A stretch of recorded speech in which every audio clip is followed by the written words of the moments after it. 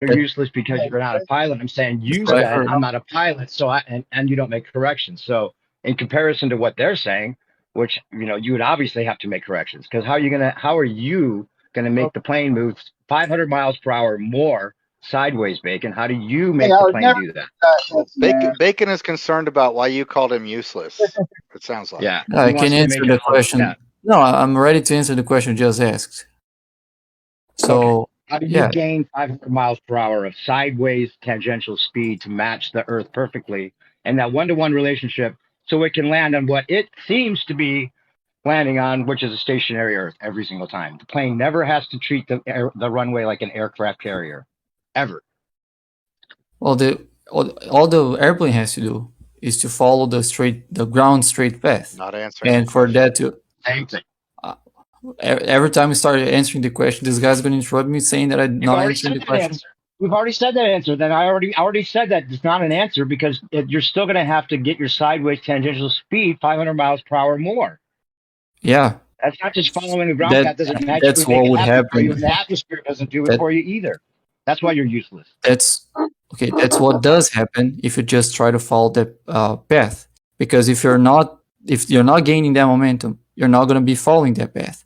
So you have to correct for you not being on that path if you get out of that path. And by correcting that, you're gaining the momentum that you need to stay on that path. But yeah, And by the right. way, the Gaining amount eastward of momentum. momentum. If you only Sorry. went west and south, right? How are you gaining eastward momentum? Oh, good. Matthew's here. How do you gain eastward momentum if you only went west and south, Matthew?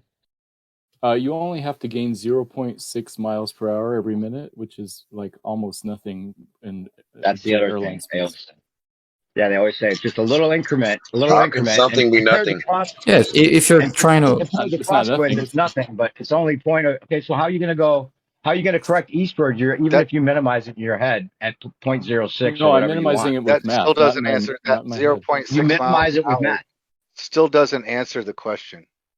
Yeah, because you never went east to correct for that. You would have to gain eastward momentum, Matthew. You only went west, southwest. Yeah, you gain eastward Yeah, and all your momentum by answers are nothing. the wind and the way that you're aiming. That type of stuff. Yeah, all You your gain answers are momentum by the zero. wind. Wait a minute. Don't talk over. Don't ruin it right now, please. Don't do it, Democ. I just want to make sure he's pinpointed on this because he just said the winds do it for you. What do you mean Right. winds? Winds go in all directions. How do you know the Right. winds are going to do it for you? Yeah, so you're not even going to notice. So you're right, the winds go in all different directions.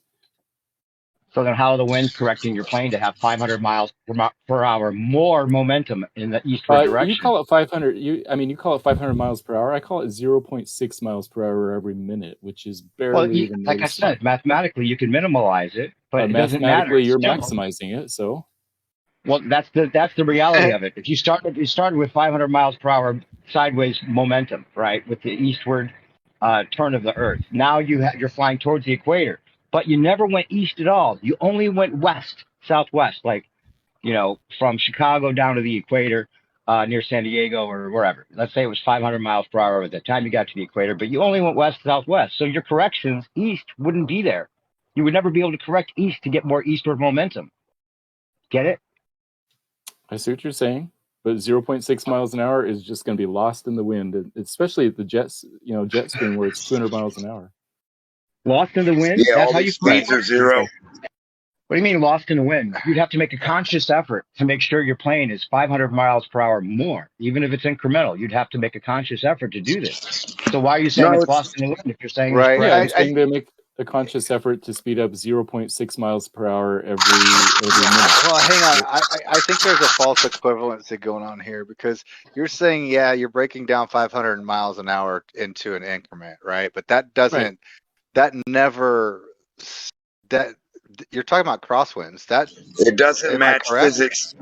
It doesn't match physical attributes of these numbers. It's a false equivocation in some way. I can't figure out exactly how, but that's a constant, and you're trying to break it down into increments when there's something you're trying to break down.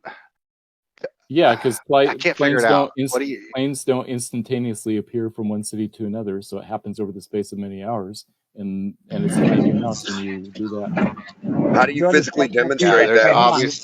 There's obviously a false equivalency going on here. Don't start challenging what he's saying because he just contradicted himself. He needs to address that first. You said you incrementally do it, But then you said it's lost in the winds. And then you said they don't have to worry about it. And then you're saying, but it would just be this much over this period of time. So if you're headed all those are true. Okay, all those are true, right? Contradictions. Well, so the rotation, the rotation doesn't stop. Yeah, you're gonna have to have 500 miles per hour or 0.06 whatever you're saying miles over a certain period of time. Doesn't matter. If you're going directly south, which direction would you correct? Eastward, right? Because you have to have more eastward momentum, right? You have to correct, make the correction. A little bit eastward, sure. Can I? Right, a little bit eastward. Right. I don't know if you'd have to aim. I don't think you'd have to aim that way though. No, you'd have to correct eastward to get more eastward momentum is the theory. But then if you're only going west, southwest, right, towards the equator, you never went east at all. So how are you saying you're going to make any corrections eastward to match the new tangential speed?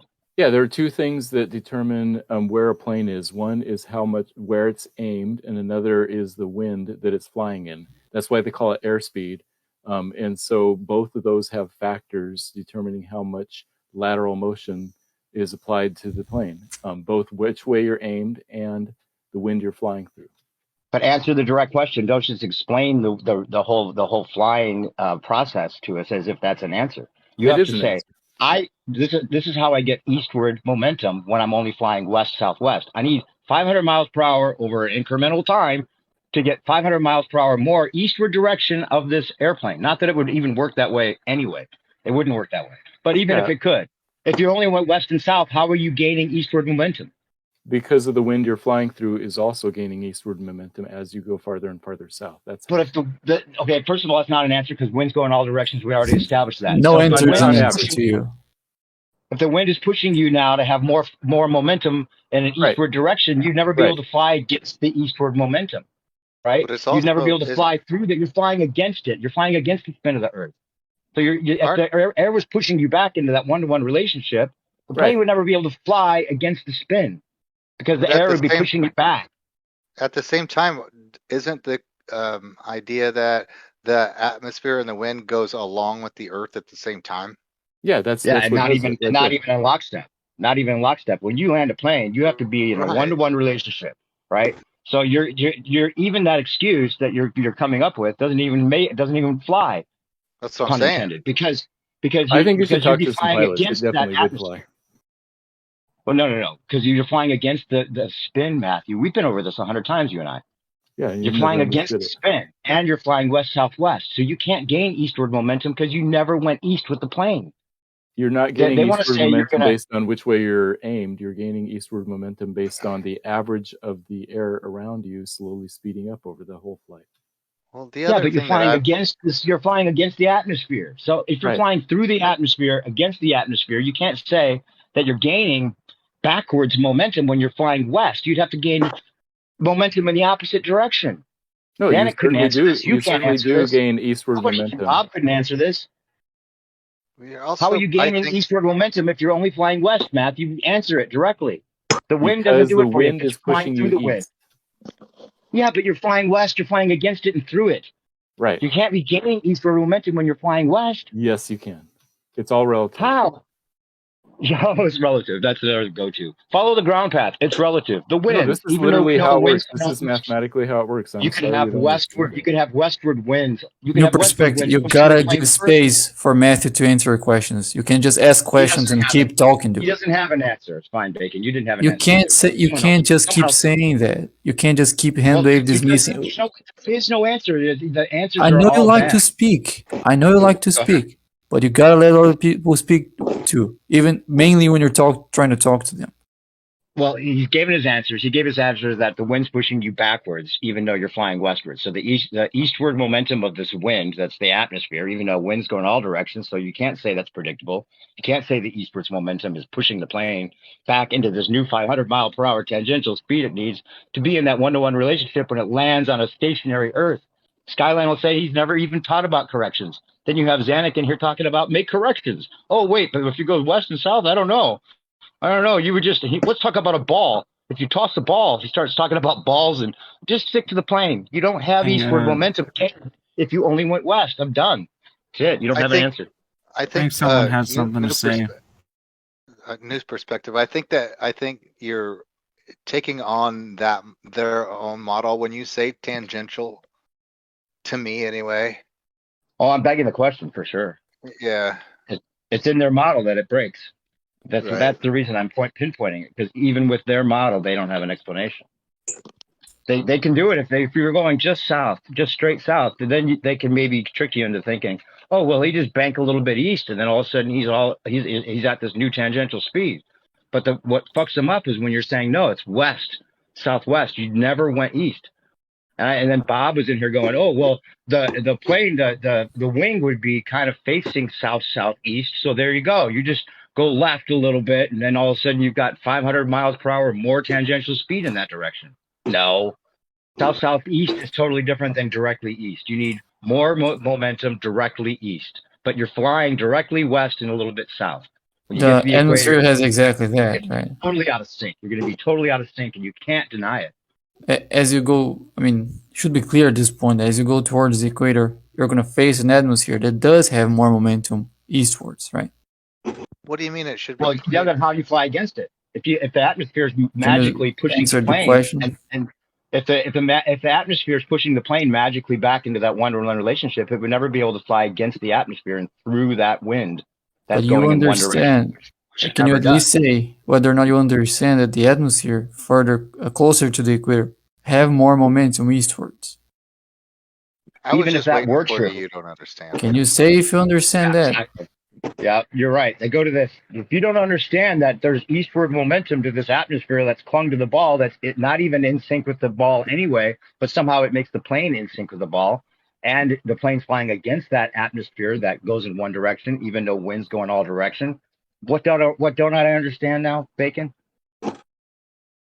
Oh, it's hard to follow because, I mean, we try to make one point, but you want to make your questions louder than the points we're trying to make. Like, you don't want to give a yes or no question so we can understand.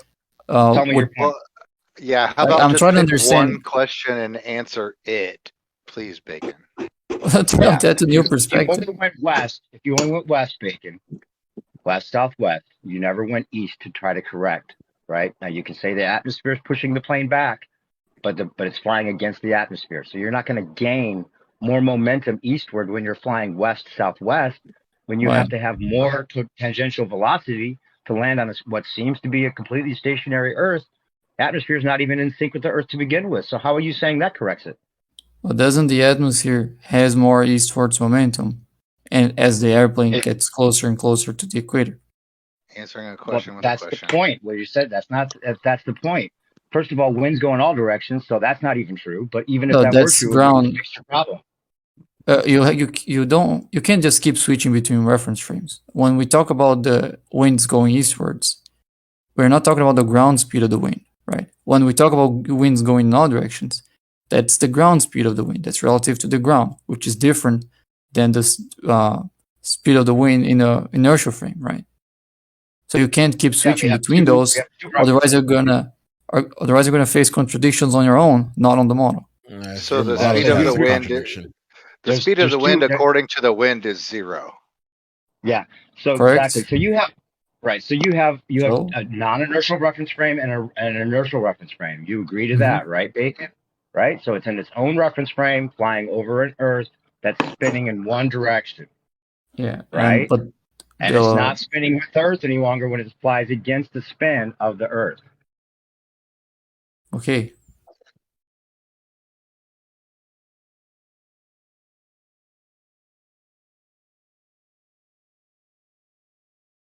Is there a follow-up question?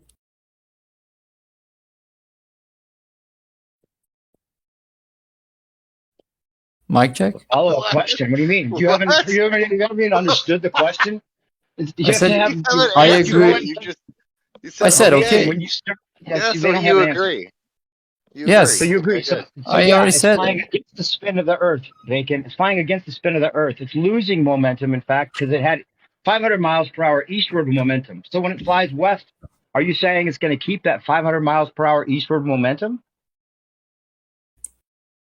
In a momentum is not a speed, right? Like, let's be clear what frame of reference we're talking about. I don't know which reference frame you're talking about. Whenever you mention the speed, Talking about the airplane. Pick one. yeah, the airplane is not a reference frame. It exists on both. The airplane's in its own reference frame. What are you talking about? Airplane exists in both reference frames. Oh, you're talking relativity? That's how you're going to try to get out It of it? has nothing to do with relativity. Oh, Jesus Christ. That has nothing to do with Both relativity. reference frames? This It's in is both Bacon reference trying frames? Yeah, this is Bacon trying to back into or back out of having a claim, I think. No, this is Yeah. how physics works. Like high school physics works like that. You're like one of the biggest. You're like Which reference Mr. frame, Spoken. yeah. Oh, stick Super to the topic. conversation. Okay, personal Yeah. attacks again. Can we stick to the Direct conversation? question, Bacon. This is the direct question. I'm going to explain the scenario one more time, and I'm not going to say it again unless you just act like you didn't hear it. Okay?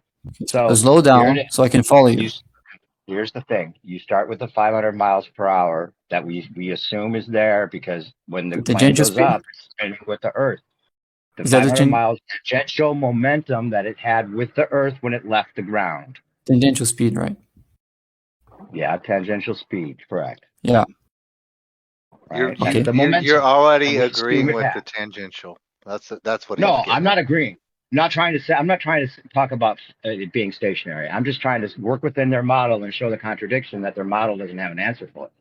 So if you were in a 500 mile per hour, already moving with the Earth, spinning Earth idea, then you're flying towards the equator, but you never went east. But you need 500 miles per hour more eastward No, momentum. you by the are time going get east in the same reference frame that you have the 500 to miles per begin hour. with, right? To begin with, are- but now you're flying you west. are- Now, you- listen, you're flying west, southwest, right? Flying against No. it for 5 hours. You are going east, even if you're flying west, because the reference frame in which you have the 500 miles an hour, in that reference frame, you're still flying east. I understand that Yeah, you're flying west. You want to think of it about as if it's all its own reference frame, and that it's No. just like flying over a stationary Earth, and that No, even if you're going 500 miles per hour this at west direction, you're still going eastward, and that if you saw it from the I lost from you the already. air, you see, I understand what you're saying. Let me just steel man your position, right? From space, you would see a plane going westward 200 miles per hour, but since it started with the eastward momentum, it would actually look like it's going backwards from space because it's going eastward with the planet, right? Is that what you're saying? Yes, when you said it can't keep up because it's not flying east, well, it is. That 500 miles per hour you mentioned in the beginning is eastwards. Right. But now it needs to have more of that eastward momentum, right? Because it's going towards the equator, where it needs to now be flying, it needs to be going backwards at 1,000 miles per hour in perfect sync with the Earth, right? When it gets to the equator, you understand that, right? So it needs to gain eastward momentum. Yeah, and you understand that as it approaches the horizon, the equator, the atmosphere in which the airplanes are flying have more momentum eastwards, right? Okay, so So you're a magical no Coriolis. Yeah, you're a magical atmosphere guy. It's not magical atmosphere. If That's it's how flying atmosphere with- would if work it's- in the globe, isn't it? But You're if saying it's that the flying winds are with gonna the push the plane. rotation, there is no Coriolis. Yeah, because the problem with this, Bacon, is you have to understand if the plane didn't correct and it went in a perfectly straight line, let's say it used a star as a reference frame or as a reference point to fly towards, right? It used a star, so it was no ground path even taken into consideration, and it was able to fly completely straight. You would have 50 to. degrees of the star, take it You in the have to 15 start degree off. rotation of the star, right? And then you went in a straight line, right? You dead reckoning south. It would be deviated, right, from its original intention of its destination because the planet's moving underneath it independently, right? Wait a So if it were second. able to go straight, If you want to follow the stars, if you want to use the stars as a reference frame, you already have to start off 500 miles an hour westwards in the ground reference, right?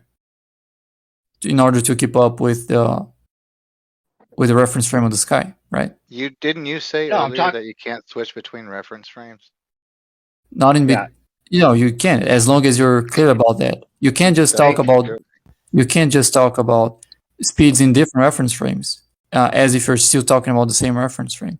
If you're clear when That's if what you're you are. clear if you're clear about let me just finish that. If you're clear about which reference frame you're referring to, there's no problem. The only problem is when you're not clear about which frame of reference you're referring to, and then you start confusing them. You start switching which speed is applying in which reference frame. That's how you get Well, that's complications. That is the problem, because there is That was two clear. reference frames, Bacon. There's a separate reference frame that the plane is flying in. That's why it can fly anywhere it wants. It's not locked into the Earth's reference frame. No, yeah, reference think frames it- don't lock anything. They're just coordinate Yeah, well, systems. You're acting like the atmosphere is going to push it 500 miles per hour eastward magically. That's a lock. Not magically, there's something called air resistance. So if the winds are getting faster in the inertial frame reference, in that reference frame, that the winds. Are you equating wind resistance to Earth rotation now? No, that's just not magic. Wind pushing an airplane isn't magic. It's called air resistance. Well, how could it ever fly against that spin then? What do you mean? Well, if it's flying westward, it's flying against the atmosphere, which would act like a headwind, right? Yeah, wherever direction you pick to travel towards is going to have wind is going to create wind in the opposite direction for the airplane. But you're acting like the wind goes all in one direction when we know wind goes in all directions. It goes in all directions in the reference of the surface, in the rotating frame. It's overall westwards in the inertial frame. It goes in all directions in reference to the plane. No, in reference to the ground. Right. No, in reference to the plane. In reference to the plane, it only goes against the airplane. No, it goes in every direction. Winds go in all directions. Planes have to drill with crosswinds coming from east, west, north, south, whichever direction. That's in the ground reference. In the reference frame of the airplane, in the reference frame of the airplane, the wind's mostly going against it. Otherwise, it wouldn't fly. Against it? What do you mean? Against it, whichever direction it goes? Yes, otherwise it wouldn't fly. If you're using the airplane, let me just finish. Let me just finish the very, I was 2 words from finishing. Okay, so, because it's flying through the air. Go ahead. Yeah, I guess I can't. I mean, those are very important 2 words, which is in the reference frame of the airplane. Okay, and which reference frame is the airplane in? All. And all, right? Reference frames are coordinate systems. So no Coriolis. Why?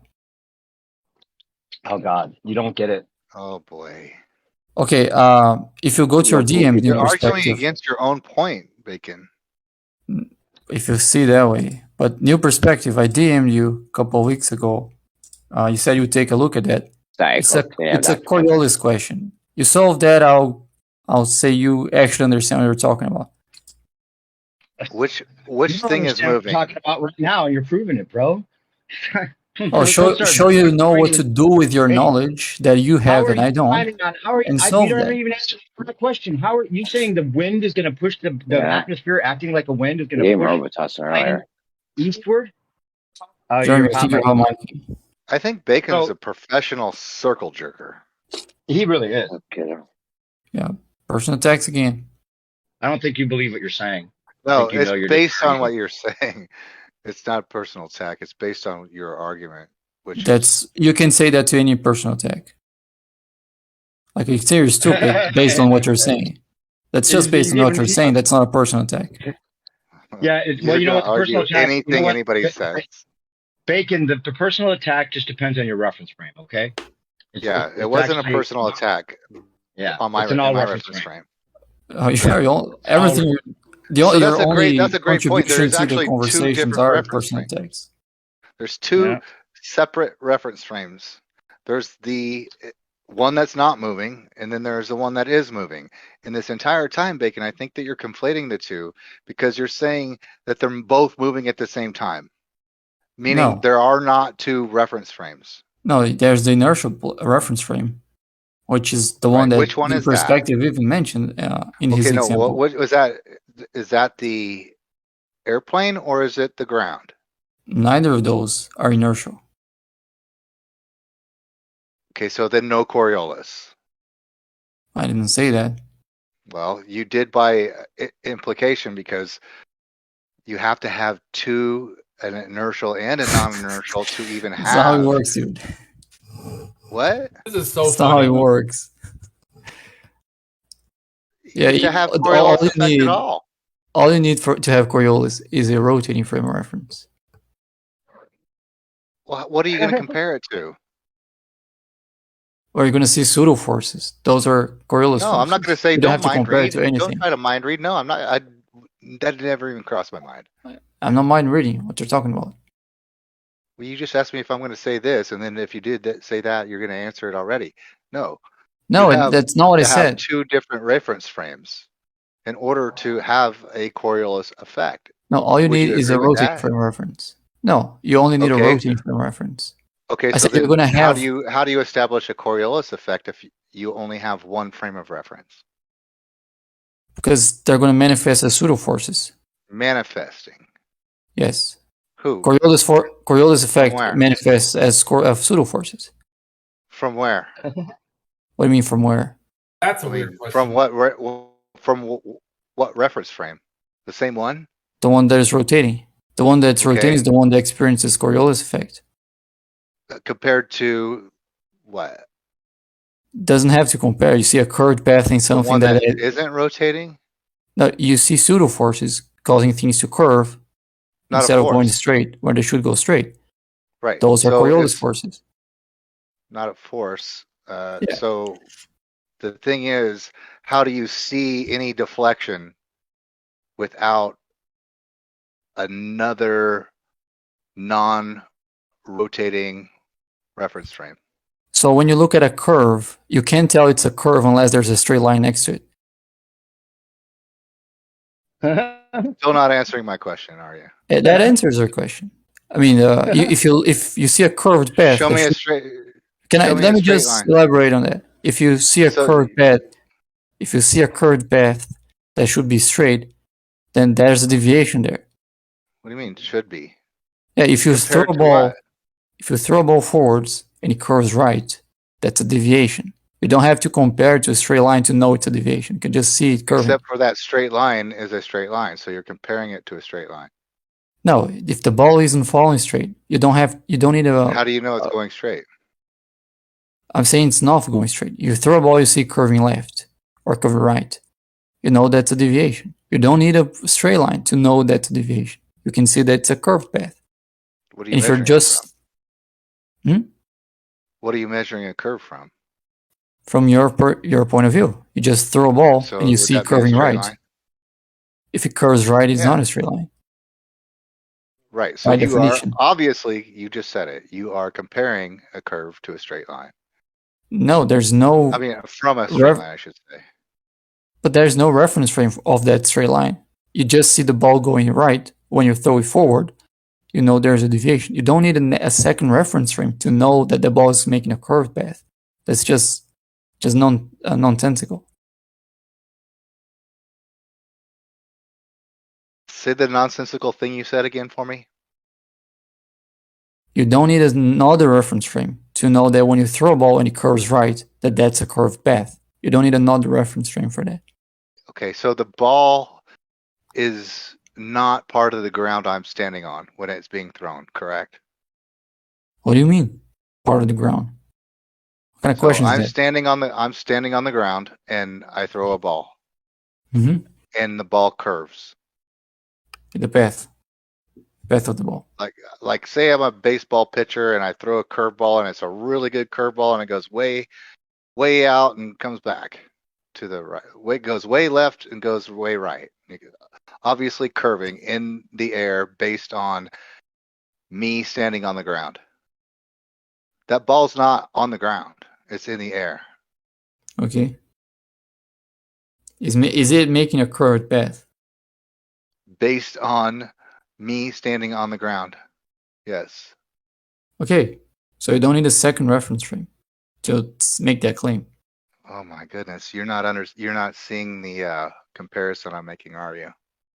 Maybe not. Can't tell. That ball being thrown on the ground is the same as an airplane in the air. That Mhm. ball being thrown is not attached to the ground. Sure. Just as if the airplane going from A to B is also not attached to the ground, correct? Of course. Right. So you're saying earlier that the airplane is in the same frame of reference as the ground. It's in all reference frames. You know what a reference frame is? Yeah, jeez. The moving one and the not moving one. Yeah, it's in both reference frames.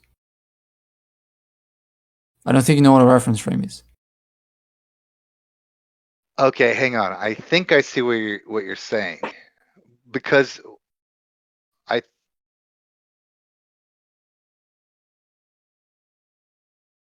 a thing exists. Yeah. So you're saying a thing exists, basically. You're going to devolve into. I think you cut out for a second. Can you say from the beginning? Sorry, couldn't hear you. In the beginning. I said you're saying a thing exists. Mm-hmm. Whether it's in the air or not. Is that basically it? No, like I'm trying to give you the correct concept of a reference frame. A reference frame is just a coordinate system.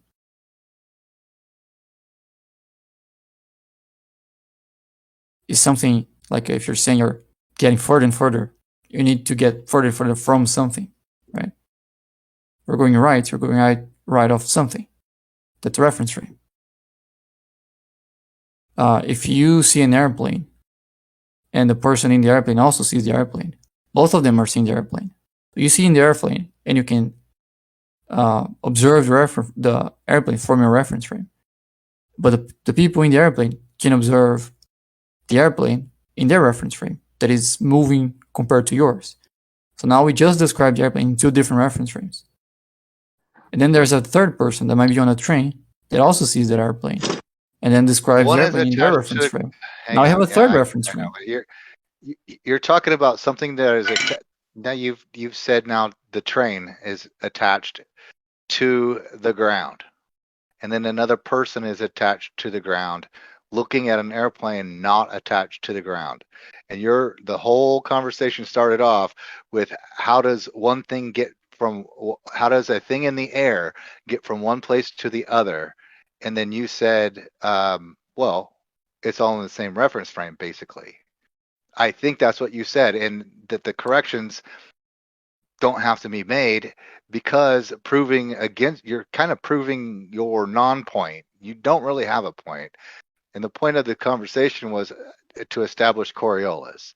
And I think the best, are consistently arguing against the point of having to have Coriolis because you're saying there is no difference between the two reference frames.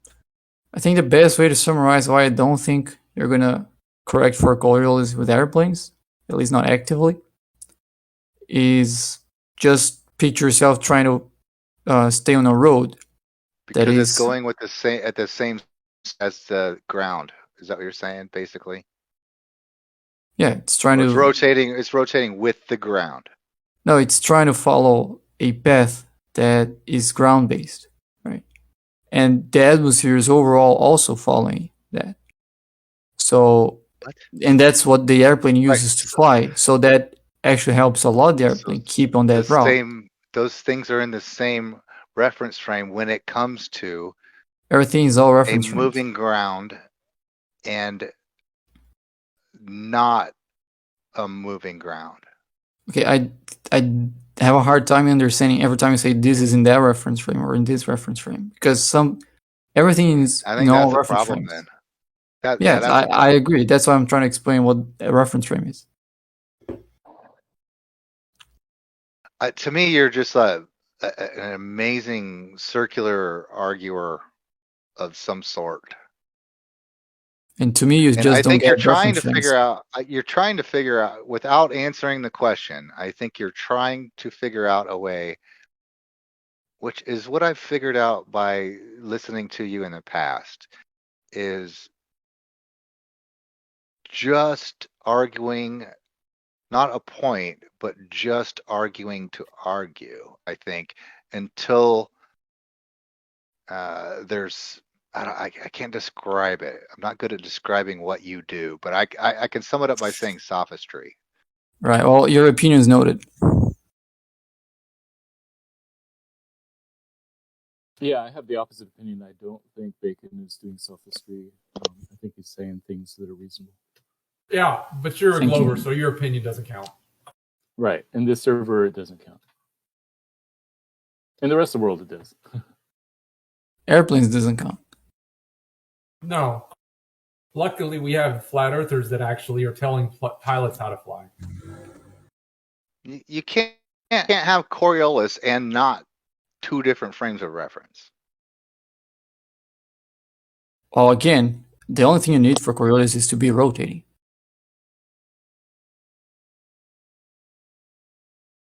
You don't need someone not rotating. So moving and not moving. Or else how the fuck would you ever be able to know? Yeah, the thing you need for Coriolis is a rotating planet independently moving underneath the plane, causing a deviation. That's what Coriolis is. It's actually accelerating and non-accelerating, but we'll go with it.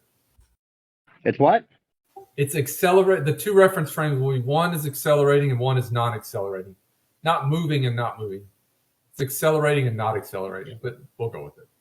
What? Which frame's reference accelerating and which one's not accelerating? You're talking about a plane and a planet?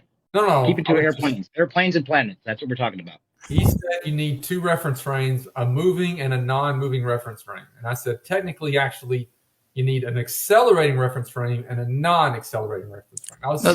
Inertial and non-inertial. Yeah. I was just saying colloquially. I was being precise. You're right. Okay. Well, yeah, inertial and non-inertial. The planet would be the inertial, which is a rotating reference frame, yet it's separate from the non-inertial plane that's flying independently of that reference frame over the inertial reference frame. You can't keep them together and have them separate. That's where the contradiction that Bacon keeps repeating as if he's explaining it comes in. Show me that you understand that better than me and solve that problem that I sent you. Nope, no chance. What are you talking about? I don't know what the problem you're talking about. Open your DMs. You can't answer. Open your DMs. Show me that you understand Coriolis better than me. And show your non-answer better than my non-answer. Your non-answer. Right. What are you talking about? Here's a math equation. Solve this math equation. So you think it's all math, and it is math. It is math, right? And your math breaks. Your math breaks because you're going to need more eastward momentum. But you can only gain eastward momentum, and you can't actually. But if you could, you would have to go east. But you only went west. And then when I brought that up and presented it to you, you say, well, isn't the atmosphere moving with the Earth at that? Are you moving faster at the equator as if that's a solution? No, you need more eastward momentum. He never. Yeah, the atmosphere has more eastward momentum. I think you're getting you're trapped in answering for him so that he has something to ask you about. You know what I'm saying? It's like.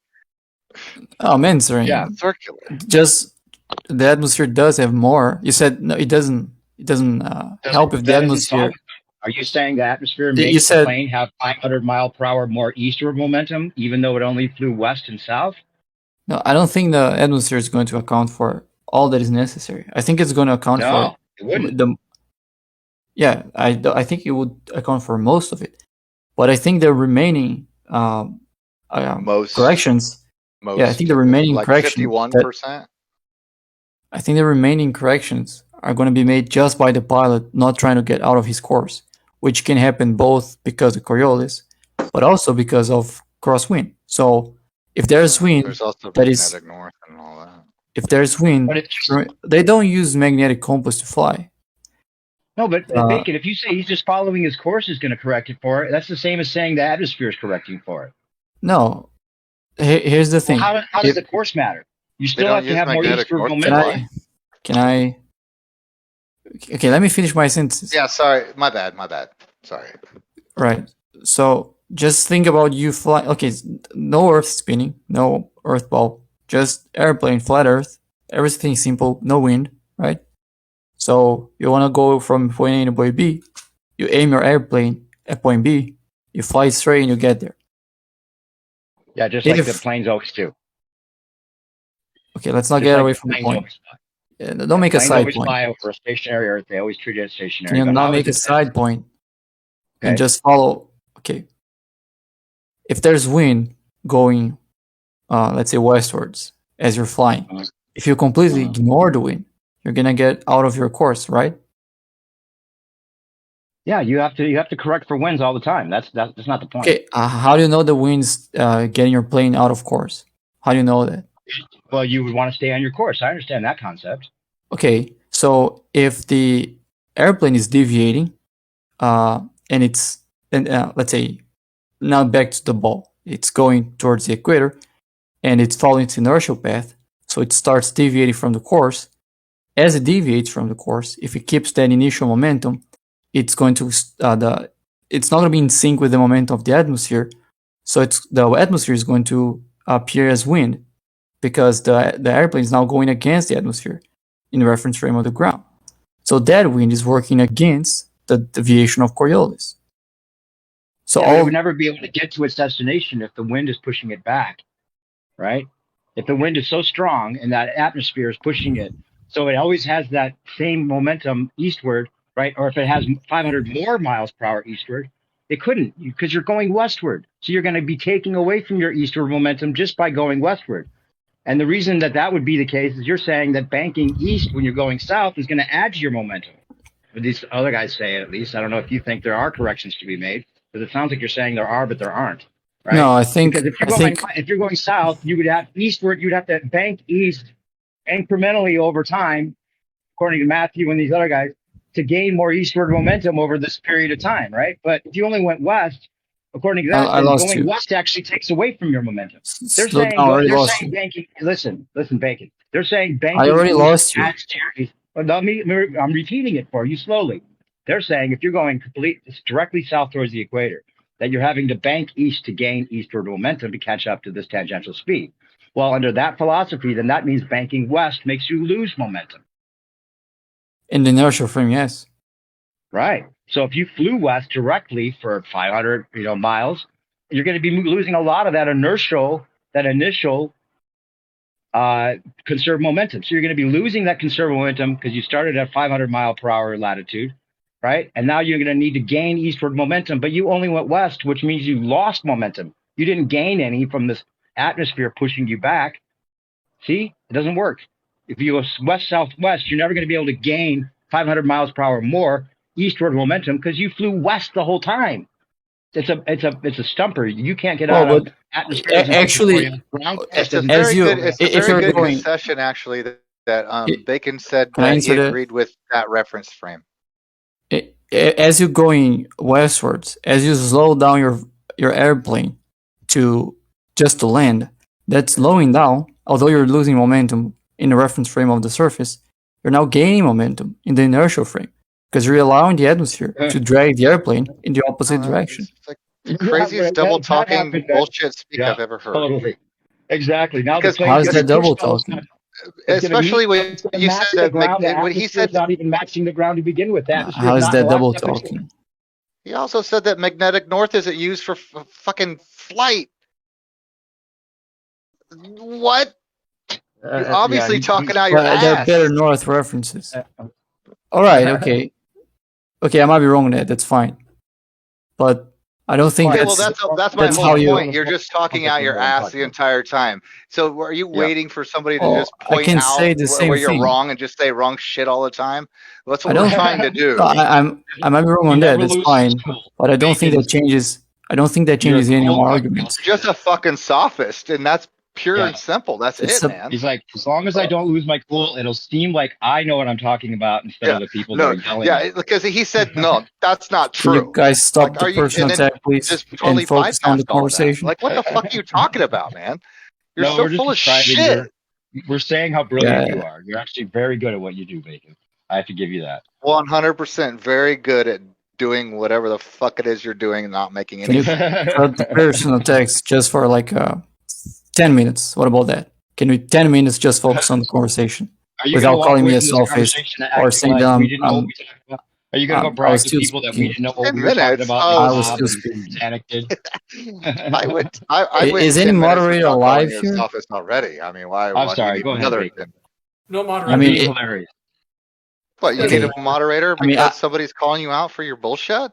No, because I'm getting both. You're getting talked over while you're talking bullshit. That's one of the things. Yeah, being talked over is one of the things. The other thing while is you're talking bullshit. Let him talk. We can't do this. I'm a moderator. I should do this. Yeah, I'm either being interrupted or I'm being personally attacked is either one or the other, like every 2 minutes. So I didn't personally attack you. I Multiple attacked times. your argument Calling by me a saying sophist. you are. It's not a. Yes, and I gave you an example of why. No, that doesn't mean it justifies it. It doesn't mean it's no longer a personal attack. 100%. I'm not calling you a dick for no reason. I'm saying That I would didn't just be say a that. worse I one. said you are a It's still a sophist personal attack. because of. I mean, me calling you a sophist is obviously based on your words. Well, I can So say it's the same not thing. about you. It's about I can your say you're words. stupid.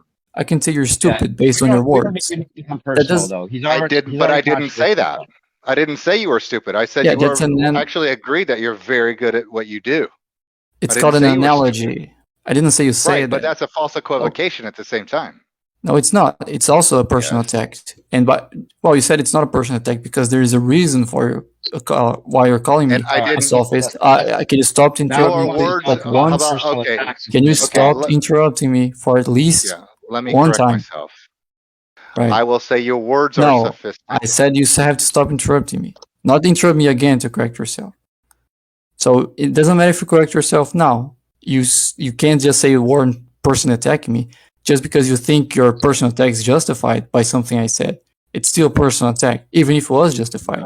So if you're saying something that is stupid, it doesn't justify me saying you're stupid. I didn't say that. It's still, I didn't say you were stupid. I'm not saying you said that. Did I say you said that? Did I say you said that? I didn't say you said it. That's an example. I'm just. You're trying to interrupt me. I'm not going to let you. All right. I'm not going to let you personally attack me anymore. I mean, not that I can't do that because you keep over talking me. We don't need let's just start over now. We go back to the. I asked for that many times. I asked for that many times.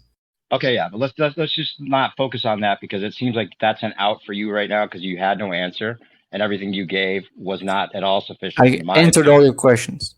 You just interrupted them in the middle to say they're not answering your questions. You said that the atmosphere moving eastward is going to make your plane all of a sudden move eastward and be in this one-to-one relationship. I didn't say all of a sudden. Well, I didn't say all of a sudden. That would be. You said as it reaches the equator, then it's going to slow down, and then that seems like now it's slowing down. All of a sudden, the atmosphere is going to pick up the plane and move it 500 miles per hour more than it was already going eastward. Wouldn't you notice that when you're slowing down the plane? All of a sudden, now your plane's going to when you're slowing down. Yeah, you're slowing down, but you don't have that. Ask a question at a time. Velocity. I can't ask like 5 questions. If you ask one question, you gotta let me answer before I make another one. 500 miles. The one question is that you didn't answer. You're just saying as it slows down, the atmosphere is moving faster than the plane was moving towards it, so it's going to make the plane in this lockstep with the Earth. That's what your answer is. Yeah, the slowing down something going west is gaining momentum in the inertial frame of reference. It's not that complicated. Inertial frame of reference. Congratulations, you have defined an inertial reference frame.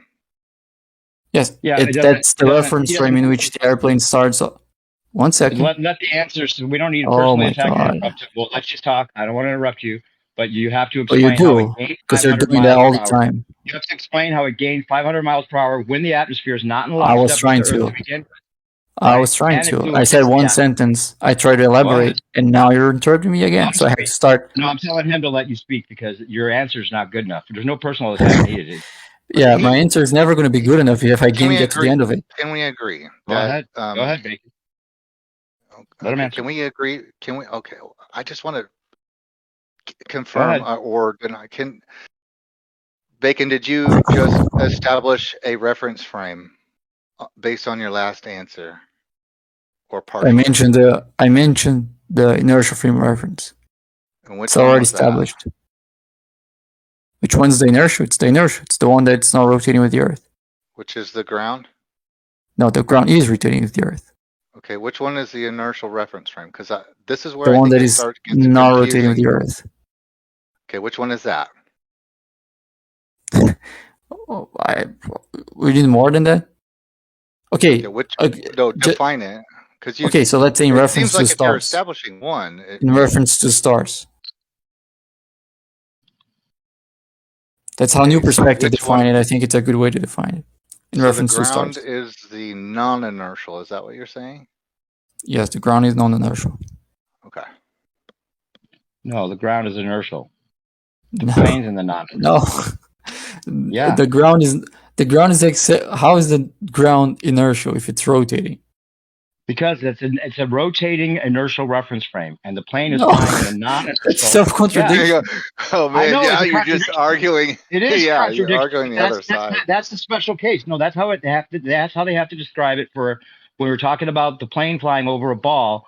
The ball is a rotating inertial reference frame, and then the plane is in a non-inertial reference frame No, above that's it. your understanding But of it. that's the thing, It's obviously wrong because it's he obviously just- self-contradictory. So He I just agree. you- I've said Bacon- that myself, but that's how they describe it.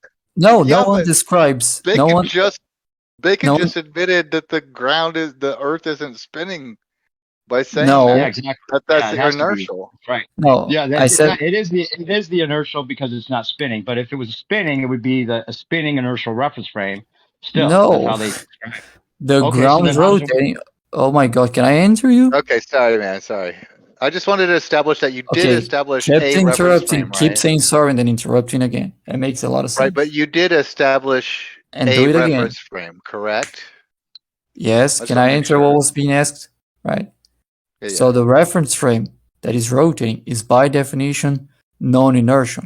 If you say that the globe is treating in the globe model, there is a rotating inertial frame of reference.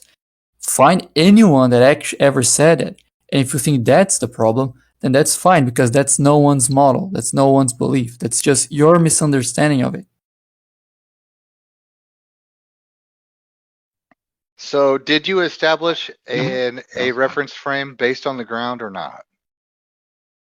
That too. The ground is a non-inertial one. Okay, so ground non-moving, Non-inertial.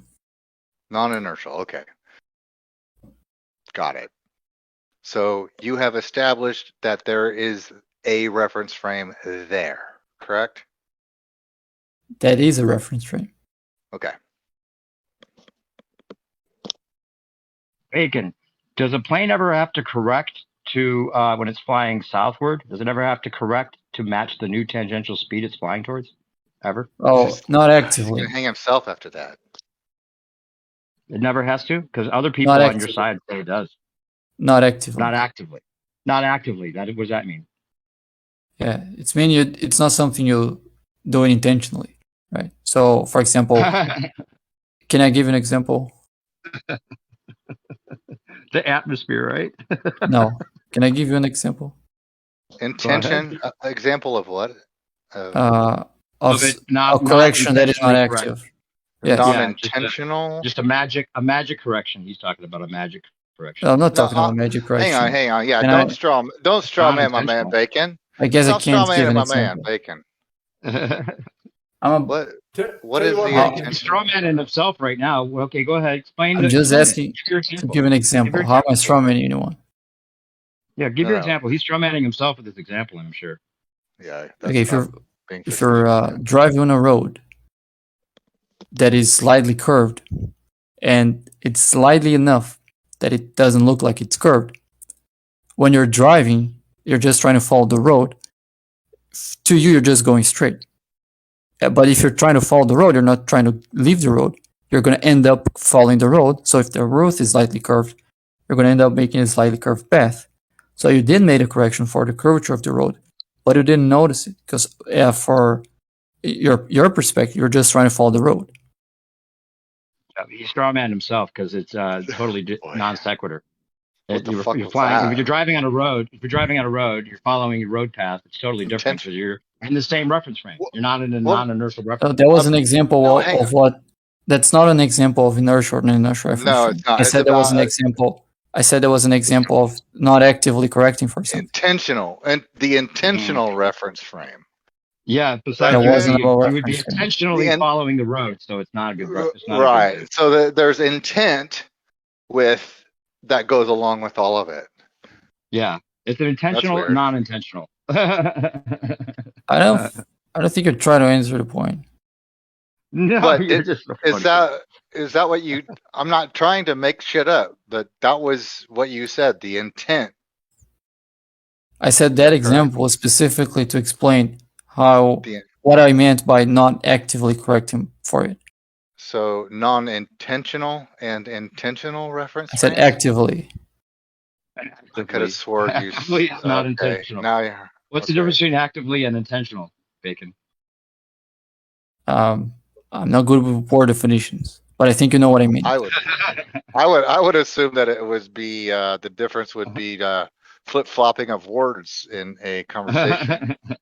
Yeah, if you want to now debate definition of words, I think you're very far from the conversation that Why we would had I? before. Why would I do that? I'm just saying. I don't want to do that either. Why are I you think that's a accusing me waste of of doing time. that? I Yeah. didn't accuse you. I said if you want to do that. Why Didn't would say you're you doing ask me that. that question? To prevent you from doing that, because I don't want to do that either. Oh. Oh, good for you. Yeah, like as long as you know what I mean, If you I didn't think want that's to, good enough. Bacon, I enough for think you, you're getting man. a little emotional, man. Let's just settle down. Do I sound emotional? No, Bacon's Yeah, got some getting heavy a little drugs or riled up. something. Well, Whatever you're taking, Bacon. I want your Well, we've got calm pill that you're taking. we've got a 'Cause you just stay so non-emotional reference frame, and we've got an emotional reference frame. Yeah, that's not. He's That's the in kind of he's thing in that I both was at referring once. to. You're not trying to address the conversation here. He's Or you're making that kind actively of point. emotional, but just not intentionally. Not intentionally. Yeah, I put a snort in that on accident. Sorry. Right, if you want to go back to the Intentional. subject, you let me know. Well, you Well, you you're want to the say it's magic. You want to say it's magic, then that's your answer. That's good enough for You're you. the only one that used that that word. works like that. Well, that's the same thing as saying it does it when you're not intentionally doing it. It just does it for you by following a ground path. Like a Doesn't self-driving have to- car. That's not a good enough answer. Yeah, exactly. You're flying over higher tangential speeds. There would be If you're trying to corrections to be follow a made. road, If if you're you're not trying aware to, of that as a pilot, then you're if going to you're be flying trying, when you're trying to land. if you're Well, trying in to my follow a opinion, road, sorry. if you're Go ahead. trying to follow a road, are you actively correcting for the curvature of the road? If you don't notice the curvature of the road, Yeah, you're Yes. actively doing it. Yes, you are. even if you're not noticing that you're doing a curved path.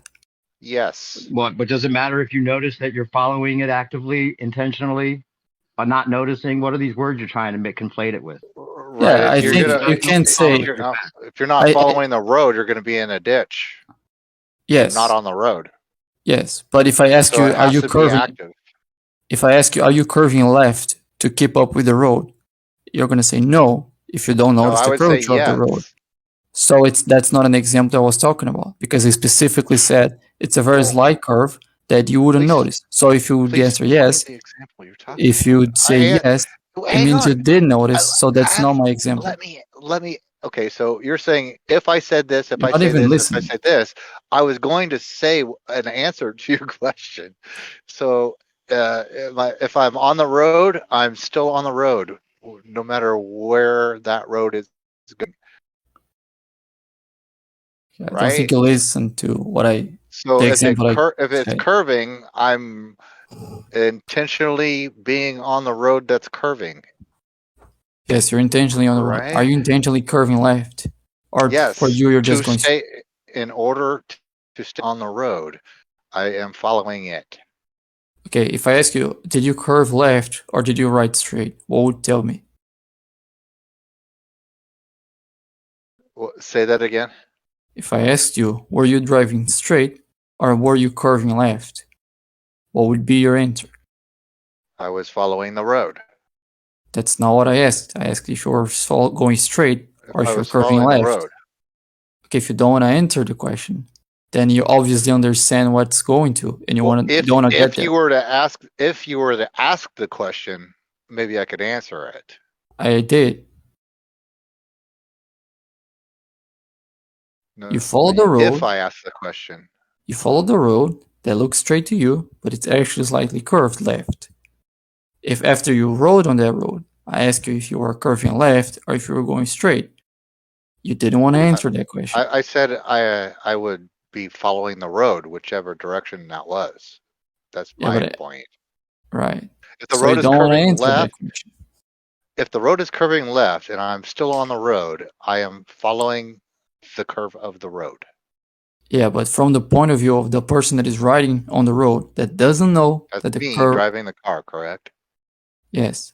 In the point of view of that person that doesn't know that the road is curved, if you ask them, did you drive straight or did you have to keep curving left? The person I would had to say they keep didn't curving have left. to.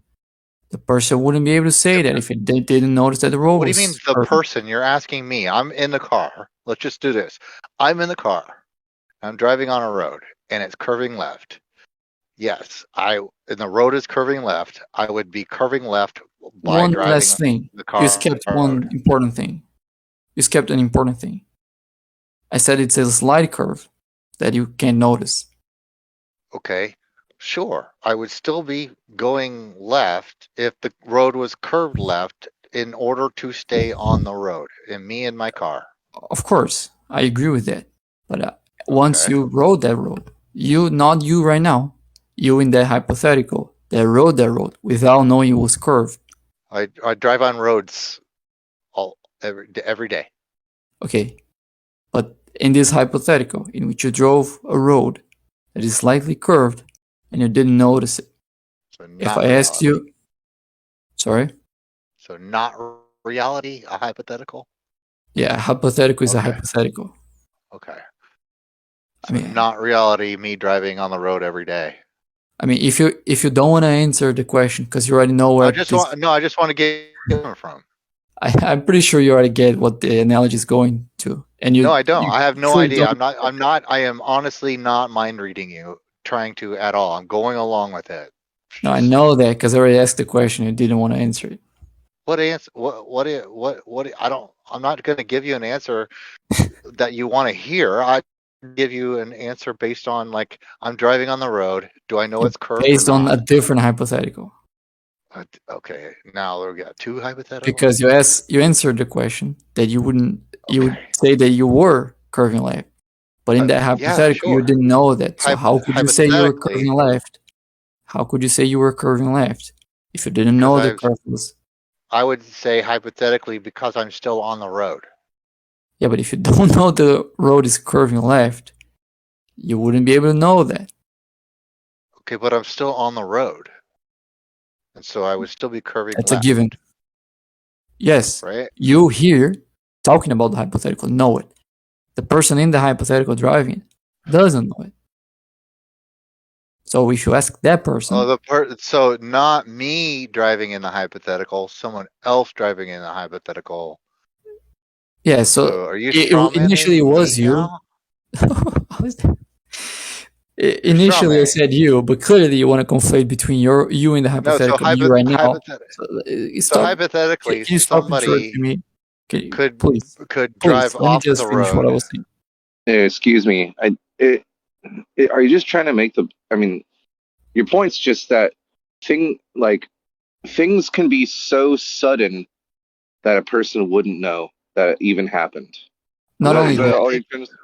No, that too not gradual. Only that. Too gradual. Something can be or subtle. I mean, yeah. Did I say sudden? I meant subtle. Oh yeah. Subtle. Yeah. Yeah, something can be so subtle that you don't know what's going on. No, not only that. Because this is not just an example of something that's subtle. You can't even steel man him with his straw mans, man. This is not an example of just something that is too subtle for you to notice. It's also something that you are driving yourself. So you are driving the car, and you are curving. Now I am. I'm explaining Fundy. No, sorry. Yeah, I heard you explain it like a bunch of times. But if I had really precise markings on my steering wheel and my wheels are aligned, I will know if there is a slight tilt from plumb of that steering wheel. Is it in its upright position, or is if you had a hovercraft, like a hovercraft that would be magnetically, hypothetically? I was talking, man. Kind of cut me off there. Welcome to the conversation. Yeah, it's been like this for like an hour. But I would know I was turning left if I had precise markings on my steering wheel and I saw it was tilted left. If you add precise markings to your steering wheel in that hypothetical, then maybe you can. But that's not in the hypothetical. The whole point is that if you're just trying to follow the road, it doesn't matter if the road has some deviations. If those deviations are subtle, you're actually going to correct for them without noticing it. Because as far as you can tell, you're just following the straight road. That's the I would Sure, point. the agree with left. that. Yes, Sure, that's the whole a point. left curve can be so long and subtle, you don't know there. You couldn't tell there was a subtle, extremely Yeah. long, gradual left turn. Yeah, as far as you can tell, you're driving straight. So you actually corrected for the curve in the road without noticing it. Right. That's the That whole road point. is attached to the ground, right? Yeah, that's a separate point. Can you at least acknowledge that point, that on that road you would be able to drive and say you drove straight when you're actually correcting for a curve? No. No, I okay. I mean, How we can move forward then? a wise man would say that they'd be unsure if they were going straight, subtly left, or subtly right. But Yeah, the if you think hard hypothetical, about it, but no one does that, right? Like that's the whole the, point. but the hypothetical is though it could be slightly going to the left or like a curve to the left, let's say, right? In the hypothetical. Oh, by the way, that's a good point that doesn't break the analogy, Fondi. Because even if you say, well, I'm not sure, I might have been curving left to right, I'm not sure about that. That doesn't change the fact that you did correct for the curvature of the road without noticing it, right? Right. If That it- road is if it- attached to the ground. Yes, a road attached to the ground. So no Coriolis. No Coriolis in that scenario. Right. Goddamn right. Yeah, you don't have to conflate two different points, so you can escape one of them. I thought that's what we were talking about. I'm trying to bring it back. Sure, we To can get a it back point. once at least we get done in one point. Well, You know, like syllogism, right? You sue me. have to follow step by step. You can't switch between. You can I stop did, in I the was- middle of one. You can stop in the I middle was of one following premise. up. Man, then I go was to trying to another go one. with you with no. I was just trying to bring it back to some kind of a point. That's all. I was going. You can bring me along hypotheticals all night long, and I will go with with you. Well, with some resistance, as I can tell. But Hey, yeah, Bacon, do you still work at the mental facility? I'd never worked at a mental facility. What are you talking about? You didn't you help people who had mental issues or something? You can say I'm doing this right now. Yeah, he's paid. Yeah, No, he's just paid to be here. That's true. Yeah, he's paid to be here working with you guys. Oh, damn, Bacon. Was it not you who did that, or No. was it one of your two other brothers? No, you thinking of Crow XC? I I'm think. just like I think you're talking about Crow XC. Yeah, my brother's 18. No, I don't think he comes here. So that was pretty No, there's- savage, there's like- Bacon. there's like two other people that sound just like you. All right. Are there other Brazilians here? That could have been Gummy. No, You What think I happened to sound Gummy? like Where'd Gummy go? you think I sound like a Norwegian? Man, I don't it can know. be more. It can be more about inflection and tone than accent. Fair I don't point. know. Where'd Gummy go? We haven't seen him forever. I think he realized there's That more was useful the stuff to station. do That makes in sense. his life. You realize we're right. Something I should be doing now. Yeah, you should realize we're right now because you contradicted yourself all night. Well, show you at least understand as well as me and answer the thing I DM'd you right. with. Yeah, I mean, if you solve the thing I DM'd you, You can't answer my question. If you're not answering Answered my all your question questions. right now, you didn't answer my question. How can you gain eastward momentum? If you're going towards the equator and you're only going west southwest, how are you going to gain 500 miles per hour more eastward momentum when you only went west and south? What's your by answer? slowing down, you're only going west and south in the frame of reference of the surface. When you slow down in the frame of reference of the surface, you're speeding up in the inertial frame of reference. Speeding up how? By slowing down the airplane. In You're the speeding rotating up by frame of slowing reference. down? You're speeding up in one reference frame by slowing down in the other reference frame. What's one- the mechanism? What's the mechanism that makes you have 500 miles per hour more It's called eastward air momentum? resistance. Right? how Air airplane resistance slows is down. resisting the forward motion of the plane, not Yes, pushing planes- it backwards. But that's the You're saying the direction plane's that going the to be wind. pushed backwards? That's the direction that the atmosphere is blowing the airplane. So if it increases its air resistance, it gets pushed towards east. And So you're by saying slowing that down, the wind, the atmosphere fixes it so it's in lockstep with the Earth again. it doesn't have to be in lockstep. Just Yeah, it's it does, just because not. airplanes never land on anything but a stationary Earth. One second. Gonna zero It's just in on not. that one word. It's just not too different from the surface. Yeah, so but even the atmosphere is not in lockstep already, right? So the atmosphere can't fix it for you because airplanes never have to land on a surface of an Earth ever, like an aircraft carrier with the Earth moving independently of it. But by your globe model standards, the Earth is moving independently, spinning underneath the plane because we have a Not Coriolis, supposed independently. Coriolis. None of Yes, that it is is. independently. Yes, it is. It's It would independently. be. The plane It would can't be fly anywhere if it's not independent. It would be independent. No, there are things affecting the airplane. Just because you can still fly with those effects doesn't mean they don't exist. I'm not saying that there wouldn't be things affecting the airplane. I'm saying Right, so it's not independent. It's not locked into that one-to-one relationship that it needs when it lands the plane. Yeah, so it's not. And when your guys talk to your ballers here that say correct east, if you're going south, you just correct a little bit east, and then you gain more momentum in that direction. Talk to those guys because that's what they're saying you have to do. It's not They're black saying and you white. have to correct east when you're going south. They can't say you're correcting east if you only go west southwest. That's the Well, problem. those guys can solve. Those guys can solve. Causality. I think it's a causality that Bacon. Because they can't answer again. waffles with. Yeah. Go ahead, let him answer. Right. But that's not even in your first point of contention. Now we're in the third one. I don't remember what was the first one.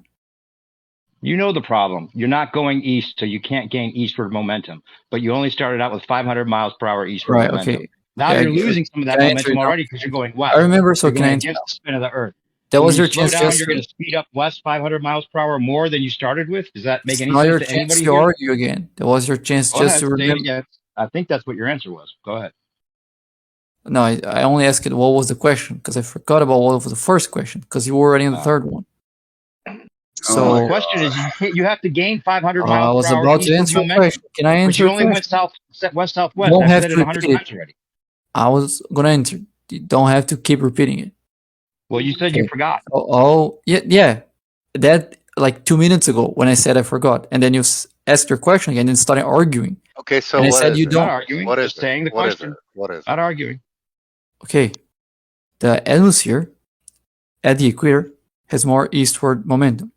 You're flying towards your B point, and you're going against the atmosphere. Yeah. When the plane is landing, it slows down in reference to the ground. So it's taking up air resistance of the atmosphere that is going in the opposite direction. And it speeds up, that adds momentum in the inertial frame towards east. Actually, it adds momentum towards east in all reference frames. But instead of being slowing down, it's now speeding up in the inertial frame. Wait, hold on. What if you had like a really strong westward wind when you're trying to land? You're slowing down. A really strong westward wind, not an eastward. What are you going to do? That's something. Yeah, but that's something that could happen in either case. Like even if there's no Coriolis, no westward wind. One second. Even if there's no Coriolis, no Earth rotation, you can have the wind, and you have to take that into account when you're landing. You have to deal with that wind. Yeah. Wind's going all directions. Yeah. So how are you saying there's one wind all of a sudden pushing the plane 500 miles per hour more than it was going sideways? Yeah. If we solve this, what I'm saying solves the issue of the conservation of momentum of the airplane. Now, if you add another thing like an extra wind, that issue is already solved. Adding an extra wind is just a separate issue that you're creating right now. They could exist in either rotating Earth or in a stationary Earth. You're not refuting my answer by adding an extra wind on it. Wait, your answer wasn't even close to good enough to begin with. But I'm just adding on that if you had a westward wind, that would totally make no sense because you're saying there's this powerful eastward rotation of the Earth with this atmosphere pushing the plane now to gain momentum sideways to it's going to be in this one-to-one relationship with the Earth when it only lands on a stationary Earth. Even if it was just like a couple miles of miles per hour difference, It's going to make a difference when it lands. A plane never lands on anything but Okay, what let's appears to step be a by completely step. stationary Earth. You Let, can't just say it magically is in that one-to-one relationship because Well, it slows maybe down and all of a let's do sudden it this step by wind is going step. to push it Bacon, maybe to I have can 500 supply what miles he's per hour asking. more momentum. Bacon. Hmm. Let's just talk about it from a different because they're going round in Oh, circles. okay, We're doing Zanuck. Did you ever come up with an answer to this, Zanuck? Because Yeah, I did. I then did. you went. I heard you went around acting like I didn't have an answer, and you were laughing at me, even though No, you admitted you to not didn't. having I being had an able to answer. solve this twice. Okay, Well, but that's why I want to What's let your me answer? let me can have we a little powwow appreciate with Bacon. before we Why don't move you on listen? to I'm going to Zanuck? air our dirty language here, our dirty laundry here with Bacon. All right, Zanuck, real quick. He wants to appreciate Bacon's sophistry. I think. Go Yeah, ahead. yeah. So No, if no, anything, I think we can take from no, that. no. This. I think you guys will like No, this. no, no. I think you like I agree. hey, Hey, hang on Bacon. 1 second, Zanuck. This is gonna be great. Like I think that what we can, at least from what I took from what I can take from what Bacon has said, is that he's like a true 10th man, and kind of like trying to make sure arguments are sound. And I think that the way he goes about it is um, circular in a way because of the things that one would say in talking to him. And I think that there's something to be learned from what he's doing. That's all. Well, One he's thing he great can at it. do is He Yeah. thinks an answer is sufficient just because well, he gave an yeah, answer, but I it know what doesn't he's even doing, explain and I it. can probably help everybody understand a little bit Yeah, what I'd he's love to trying to hear it, say and what Zanuck. I had told you yesterday. Don't talk about So, balls. so Don't talk about let's talk hey, hold about on. let's talk. Here's the Hey, ground rules, Help Zanuck. me, You asked me to talk Sonic! about. sentence. I'll Hold help. on, Zanuck. Help me, Ground rules, because Sonic! I don't want I to go need through this help! again. It's not a matter of Help! help. It's a matter Zanuck, of I want to Help make understanding. some me, ground rules. I want Sonic! to make some ground rules because you're gonna.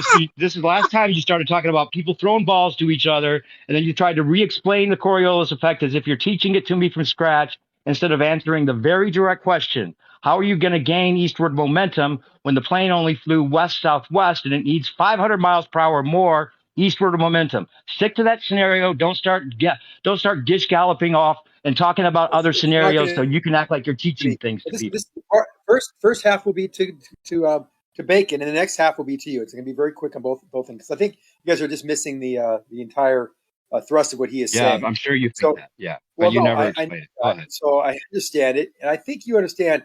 I don't know why you have the south-southwest thing going on, but let's say Yeah, we're on the you know moon. why? No, Because you couldn't well, answer it. Oh, okay, more okay, wait. He's going to go straight to the moon.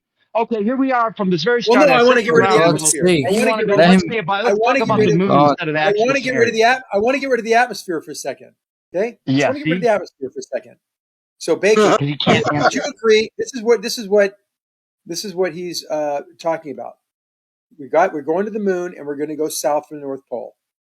Bacon, you with me so far?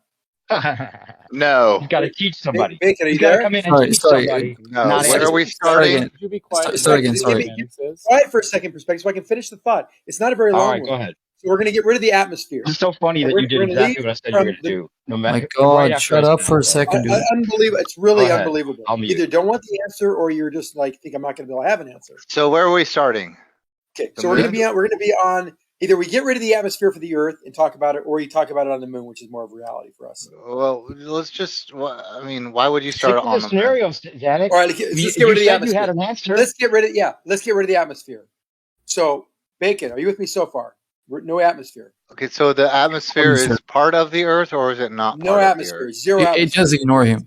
It's, Yeah, no we're atmosphere. gonna have. I'm We're trying like to on the follow moon. along, man. The Earth has been void of the atmosphere. It's complete. You need spacesuits to survive. The sun wiped it off with a freaking solar flare. It's no atmosphere. So we Mhm. have something flying. It's gonna be more of a rocket now, with or a helicopter or something like with jets, not a helicopter, but like a short runway and takeoff type device, which has jets to keep it in position. And we're gonna fly this hovercraft from North America to South America before the equator, like get to Brazil or so. So when we start going south, the tangential velocity is going to be at a much greater level than it was when we left.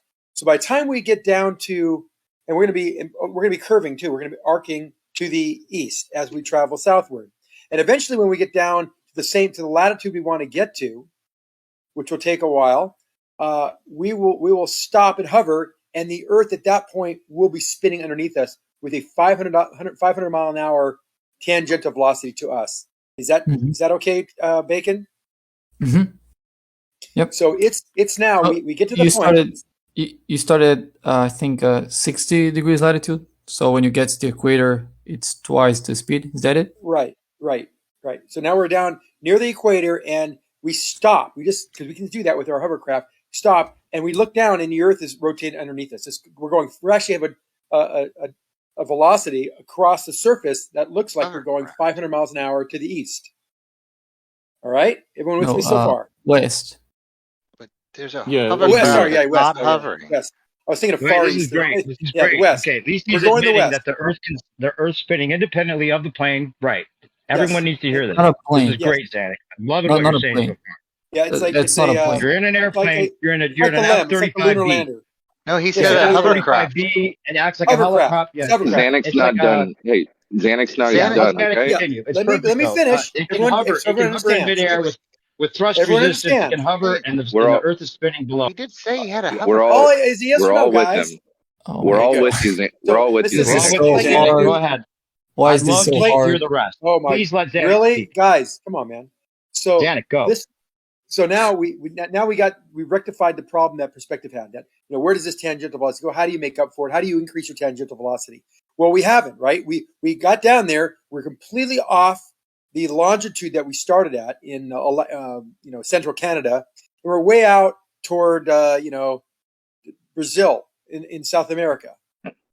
And we're way off course by about 500 yards, 500 miles. But we're also stopping. We immediately stopped when we got down to that particular latitude, and we're watching the Earth spin underneath us at 500 miles an hour ground speed. And that's going, whoa, now what do we do? So everyone's with me. Bacon's with me as well. No. So now we got to turn the jets on that kind of fight to slow this thing down. And wait. we would be Are slowing we? it down. We're going to try. Remember, we're going. We just stopped. We haven't done anything. We provided no forward momentum, east or west. All we did was drive straight south, and we ended up 500. Oh my God, we keep on getting clipped, and people not getting. No. I just want to make sure, Zanuck. Did you say slow down? Because I think that you're saying that the ground is moving 500 miles per hour faster than the airplane is hovering. Right. Right. But we never provided any. Can I just try to keep up? What's that? We never provided any east or west velocity or a thrust. All we did was a longitudinal path straight down north south. We just had a southern track. And you said slow the plane down to catch up. When you have to deviated by 500 miles, and now we deviated by 500 miles, and we also noticed we were facing somewhat westward, and we're noticing that we still have a 500 mile an hour westward. God dang it. Westward velocity that we have to now scrub off so we can land, right? Otherwise, we're landing on a real fast. Hold on, wait. You're not scrubbing off the westward velocity. Hold on, wait. You're not scrubbing off the westward velocity. You need to gain 500 miles per hour eastward. Well, that's what that effectively. Now you're mixing up reference frames. That's effectively what we're going to be doing. We've never given any eastward or westward of thrust. All we did was go south. We found ourselves with the Earth spinning out west, 500 miles off course west. And we are pointed slightly southwest. And we are also noticing that we are traveling westward at a rate of 500 miles an hour to the west. So we have to basically. Hovering. Well, we just hovered with we just stopped traveling southward and we just stopped our progress south. We haven't produced let's just make any sure westward thrust. Okay, so as you're hovering, how fast is the plane moving eastward? Westward. Well, no, it had 500 miles per hour eastward momentum when it started, right? Because it was spinning with the Earth, right? So it's conserved that momentum. Correct. But it never corrected. So you're saying it still has that 500 miles per hour eastward momentum. That doesn't match the 1,000 miles per hour eastward momentum. Right.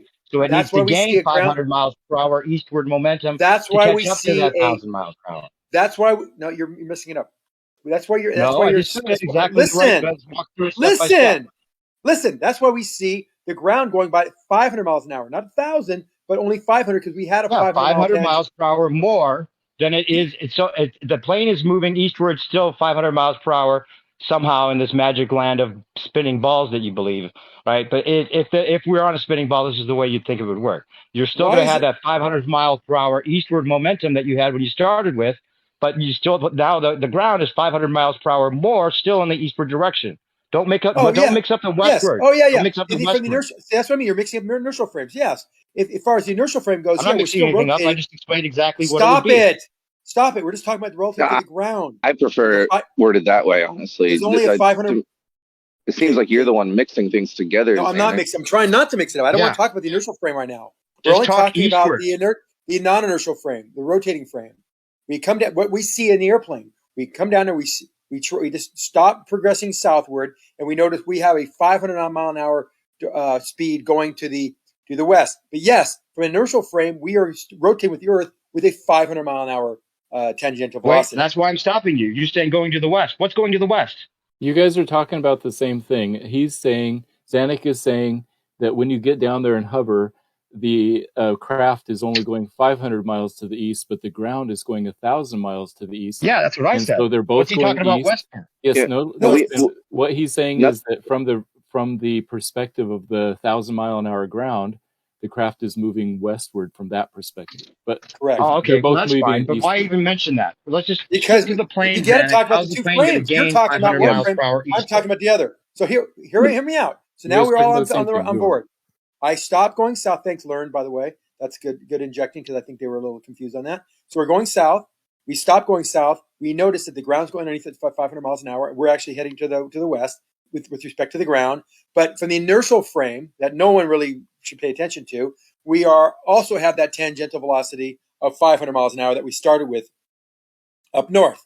So how do we rectify that? So what we have to do now, we have to slow down. We got to put the speed brakes on and start slowing down, or put the Slow down jets in which on. direction? Yeah, for no atmosphere. We have to put the jets on in front of us, which really makes us accelerate more to the east, and that's how we're going to gain the tangential velocity. So that's the Earth with no atmosphere.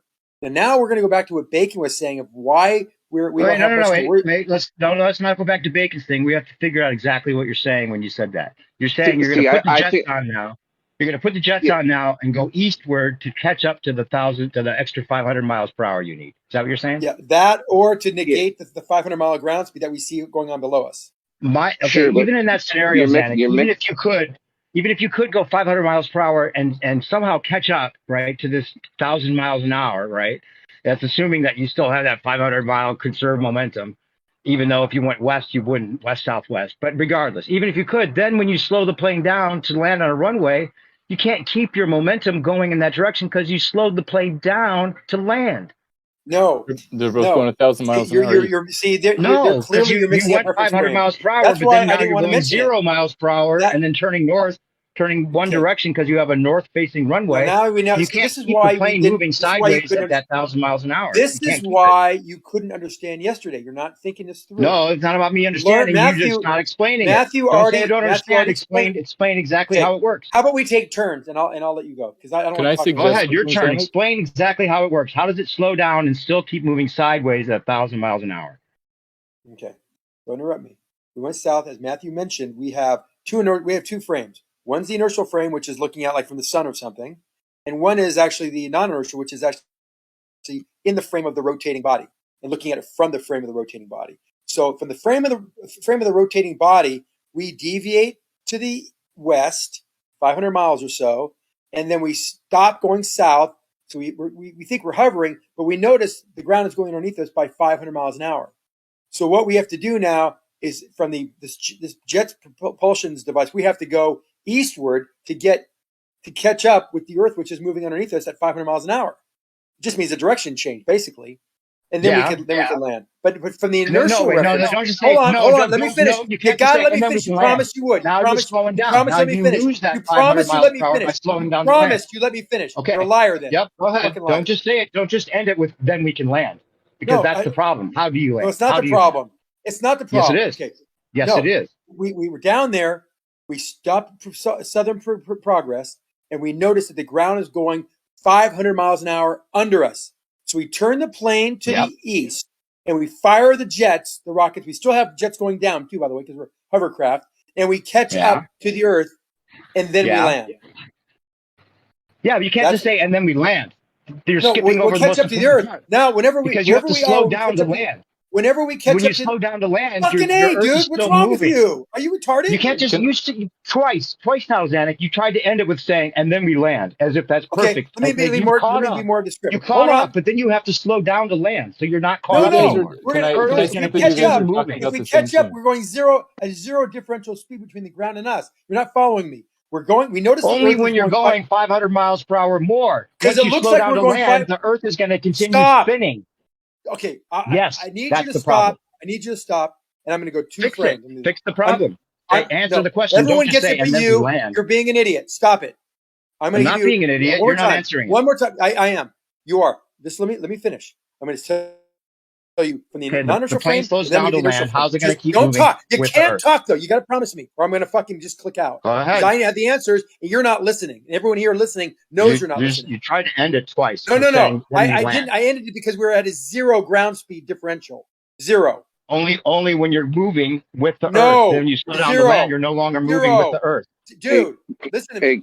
You're not thinking. Okay. Go ahead. Read it one more time with both frames, and it'll make sense. Explain how it slows down to land. Please mute. But it had to speed up to go to the Who's ever got mods power? Can you please shut him up so I can finish? Please. I'll mod myself. I'm getting a headache, and I'm not going to have fun doing this. Everybody listen to his answer. Shut up. Every time you're talking, I'm not listening because you're talking over me. Just shut up. Thank you. So we come down. We're only going south. We notice when we get down to that latitude line that the ground is actually moving under us at 500 miles an hour, and we're pointed slightly to the south, or southwest. So what we do is we turn the craft around, face it east, and we go down that same latitude line with full jets going, and we start catching up to the Earth, which is going 500 miles an hour underneath us. Or you could think of us as going 500 miles an hour to the west, and we just want to slow the plane down. So all we got to do, but since we can't do that because there's no air, we're going to have to turn the plane around, and we're going to fire the jets to go eastward, and we're going to catch up to this Earth, which is moving underneath us at a relative velocity of 500 miles an hour. And once we go to 400, 300, 200, 100, 0, now we're right above the spot, 0, and we're not, and we cut the jets, the ones that are going east. Now we're just hovering. Now we're hovering above the spot, and there's no difference between the speeds of the craft and the ground. We are in lockstep with the Earth, meaning we are not moving with respect to a spot on the Earth. From a rotating reference frame, it's a little different. We went down south. We only had 500 miles an hour of or 500 tangential velocity. Now we're going to an area of 1,000 miles an hour tangential velocity. We are still rotating with the Earth, but it's rotating faster by 500, and we're going 500 miles an hour slower. So we have to do the same thing. We have to get the tangential velocity. We have to head east and catch up to the Earth. And when we do, there'll be a zero tangential velocity with us in the ground, but we will be traveling at 1,000 miles an hour, just like the Earth is traveling as far as the tangential speed. Both are the same. There's no almost done. Both are the same. There's no difference. I gave you your 500 miles an hour. We're not even to the problem yet, and you can't even keep up. Yeah, exactly, because you still didn't answer how it lands. Because if it went 500 miles per hour to catch up, you're acting like now it can stop, and it's still going that 1,000 miles an hour with the Earth.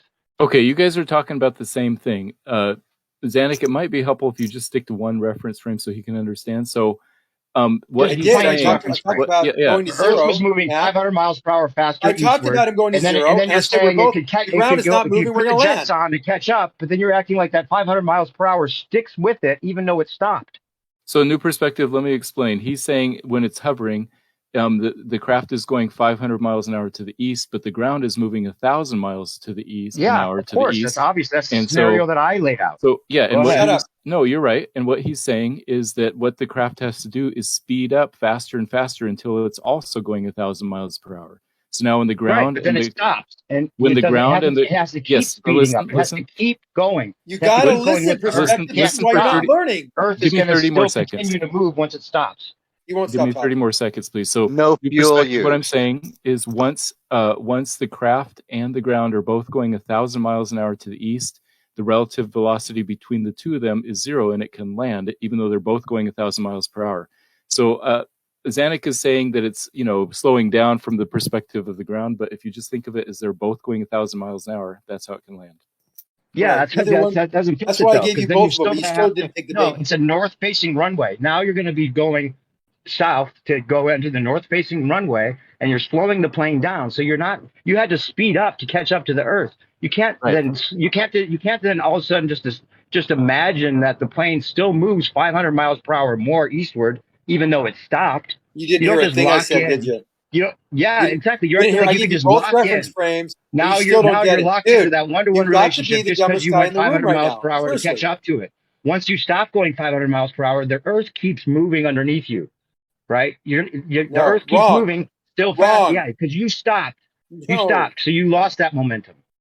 No, I didn't stop. I stopped with respect to the ground because they were both going 1,000 miles an hour. It doesn't work to that the way. east. Yes, it does. It's exactly how it works. No, it doesn't. You can't just say because I caught up to the Earth. I think Matthew's and right. Stopped, but now I'm still. I need I'm the in a one-to-one relationship. Giving me a headache. It doesn't. First of all, because your contradiction, I need to point out before you move on and just say, "Oh, we land the plane." We can't do this. We can't talk at the same time. Just one of us at a time, please. You're non-answer again. Not using non-answer. Zanuck, I will answer. Not using the word stop. Not about me not understanding it. It's about me pointing out your contradiction. New perspective. Oh, really? So you're saying you can catch up to the Earth, and then all of a sudden you're just moving with the Earth. Let's use Matthew's idea of keeping it. I give you both, but let's focus on the last reference from again. It's not about me understanding it. So don't put it that way. We have 1,000. Don't start talking about like me not understanding it. You are so obnoxious. I pointed out your contradiction. You are so obnoxious. I can't believe you can't shut up. Just stop. So we're going south.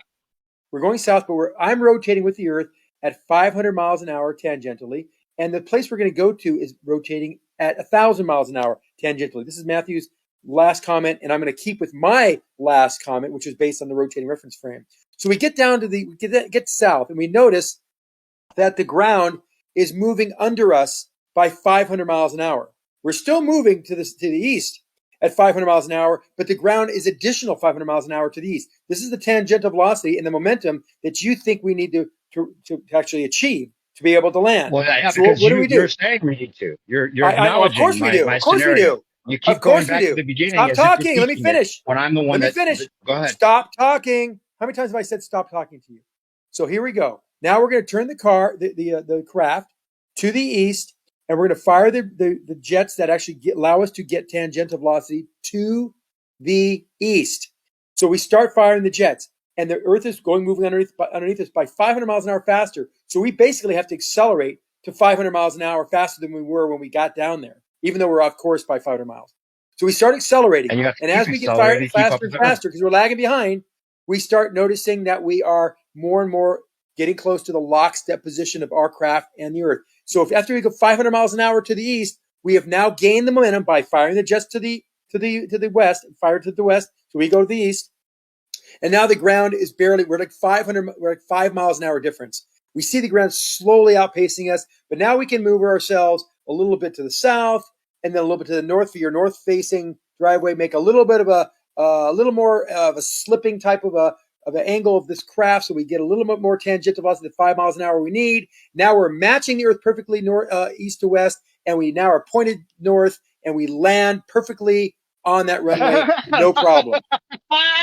Matthew, did you understand that? You're acting like it's an aircraft carrier. You're treating the Earth as if it's an aircraft carrier that it's like a helicopter landing on. It's a helicopter. It was perfectly described. No, it's not about understanding. I understand exactly what you explained. I understood it. No, Zanuck, I understood how you were trying to explain it, but how you were explaining it doesn't work. You don't get that. You can't keep 500 miles per hour momentum going when you slow the plane down to land, because the Earth is going to continue moving 500 miles per hour faster, or whatever it was. Say you went only 488 miles per hour, right? Now you still got a 12-mile difference to make up. Oh, okay, now I'm going to catch up. Wait, no, okay, now I'm slowing down to land. Oh, wait, now the Earth is still moving. The plane never has to time a landing that way. That's not how it works. It always treats the Earth as stationary. The hovercraft goes east.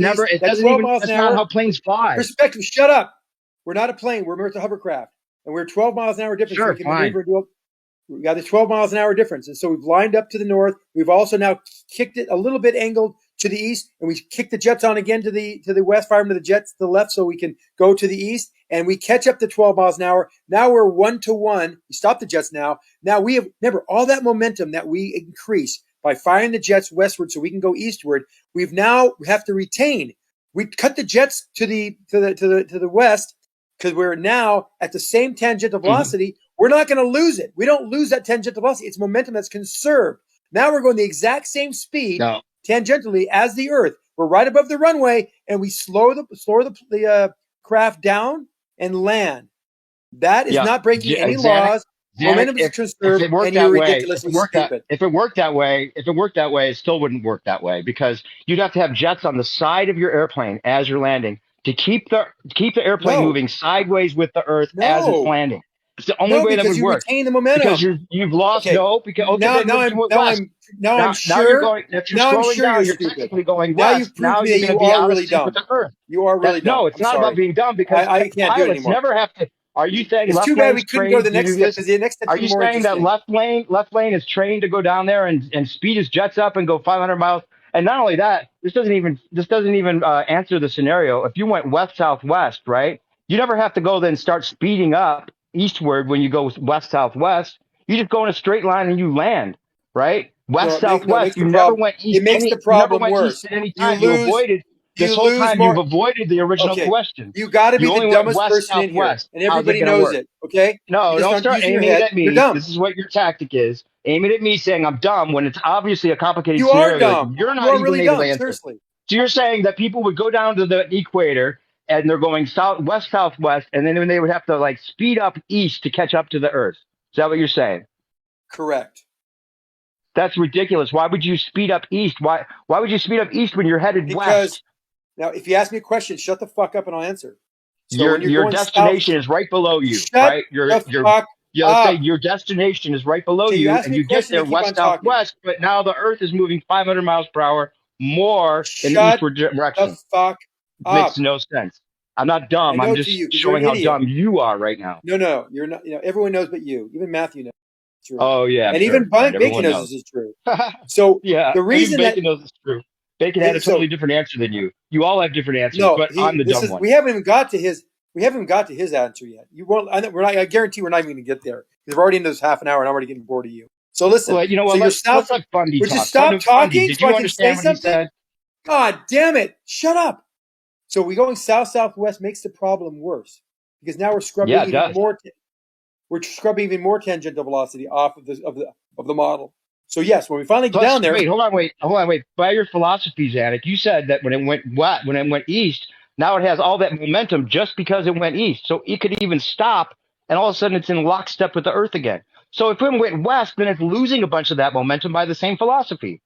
So now you're going to even have to make up more than that 500 miles per hour, because you lost a lot of your 500 miles momentum just by going west. How about this? That's what he said.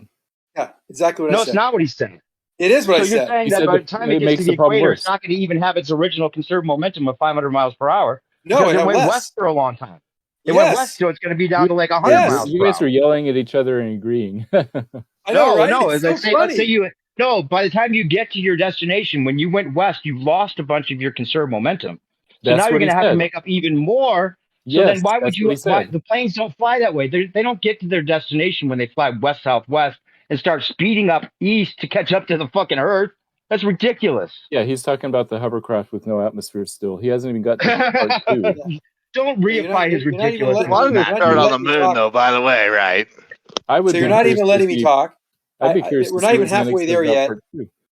Yeah, we're not even halfway there yet, and you're floating. So we're going south. It never went east. Never halfway there, but you've been talking for a fucking 20 minutes straight. So he won't let me talk. You don't speed up east when you get to your destination to catch up to the Earth. Well, here's another. I guess this is my last try at this.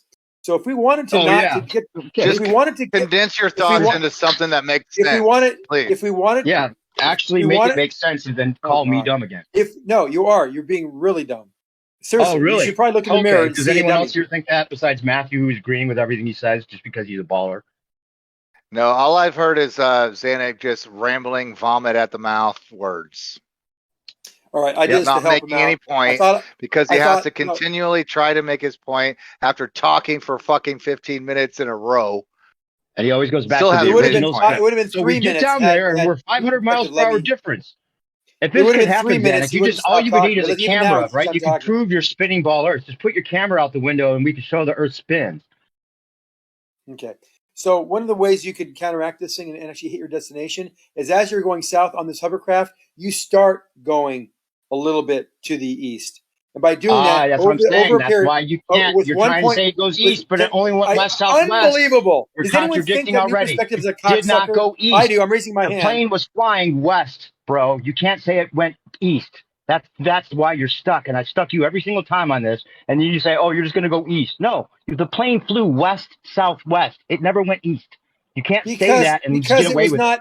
Because it was not being controlled. It was just flying perfectly south, and through the perfectly south trajectory, it deviated southwest. to the right. It deviated to the right, west, and it might have only. southwest. It might have. Oh, can I finish? Okay, I'll make a deal because I'm going to leave right now. Just let me talk for like 15 because you have no answer. West, southwest means it never went east. How did it gain eastward momentum? This is the question I repeated to you 100 times before, and then you acted like I didn't get it when you had no answer, and you still don't. How do you gain eastward momentum when you only went west, southwest? You haven't grasped this. Don't deviate. You haven't grasped this concept. I can't Don't get talk to about me. atmosphere. Talk about your answer. That doesn't make sense. I'm sorry. Bacon, he's all yours. I tried. Wait, Zanuck, before you leave, Zanuck, can you he has no answer. Lounge? I want to Zanuck loses. Zanuck loses. West, southwest, Zanuck, answer it. I'll be perfectly quiet. West, southwest, you only went west, southwest. How did you gain eastward momentum? Right now. Southwest. Listen, I'll even give you every west, possible extreme. You said you're going to let me talk. Stop fucking talking. So you go south, southwest. And let's say you do it for this length. So you end up at 0 tangential velocity. 0. You're basically inertial. Now you have to stop at that latitude, make a left turn down that same latitude line, and go accelerate to 1,000 miles an hour. Because when you got to that point, the Earth was rotating under you at 1,000 because you were inertial, because you had lost 500 miles an hour of tangential velocity by traveling south, southwest. Now we're south, southwest, way past your destination point because the Earth rotated underneath you by 1,000 miles an hour for many hours. And now you have to accelerate to 1,000 miles an hour eastward and even farther because you want to get to your destination. So you have to even go even faster than 1,000 miles an hour. And then eventually when you get to your spot, you'll slow down, you orient the plane to whatever runway direction is, and you'll lower this hovercraft down on the runway with no problem. You heard it here, folks. He said, this is what he said, you would be 1,000 miles per hour off, right? So then you'd have to, if you go to your destination, which is west, southwest, and you get to your destination, now you have to fly 1,000 miles per hour eastward to get to your destination. What? You have to get up to 1,000 miles an hour. At that point, you're only matching the tangential velocity. You're not going to be going anywhere. You're going to be one lockstep with the Earth. Now you have to go even faster now. You have to go even faster now. That's my point. You have to get airplanes never have to do that because they never have to do that. They just go west. So there's a reason. And land and I get the reason, or I'm out. And land there. Okay, you're going to claim victory when I quit, but I'm leaving because you're an asshole. Okay. So because I'm telling you, you're wrong. No, you're and not you can't accept listening. it, so I'm an asshole all of a sudden. Listening.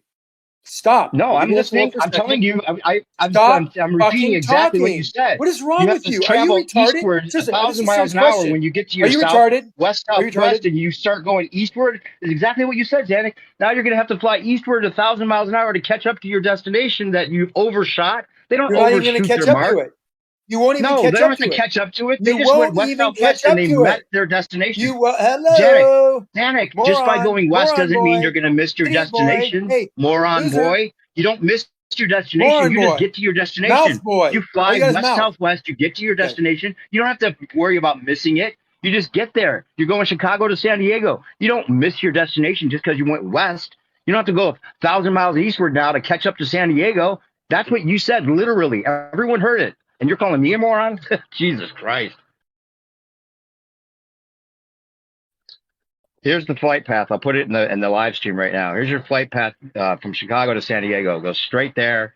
There's no okay, now I'm way off. I have to go eastward at 1,000 miles an hour. None of that happens, Zanuck. That's the point. Did Zanuck flip to a flat earther? It seems like it, yeah. At least I'll give you credit, Zanuck. At least you're acknowledging that there'd be a difference between the ground speed and the tangential velocity of the airplane, and it can't land. No, the Because if there was hovercraft with ever no a atmosphere. He's never even got to the airplane yet. Oh, you want to make Yeah, it I a haven't got the hovercraft to airplane yet fix at it? all. Okay, doesn't matter. We're talking about airplanes with runways, and it would have to go straight into the runway as if the runway is completely stationary. So if you're talking All about right. catching up and Are you going to slowing shut up down, at any time you soon going or no? 1,000 miles per hour eastward or any of that, you first of all, it's never what any pilots ever trained to do. Left lane would freak out if he thought he had to fly 1,000 miles an hour to catch up to this fucking tangential speed. It never happens.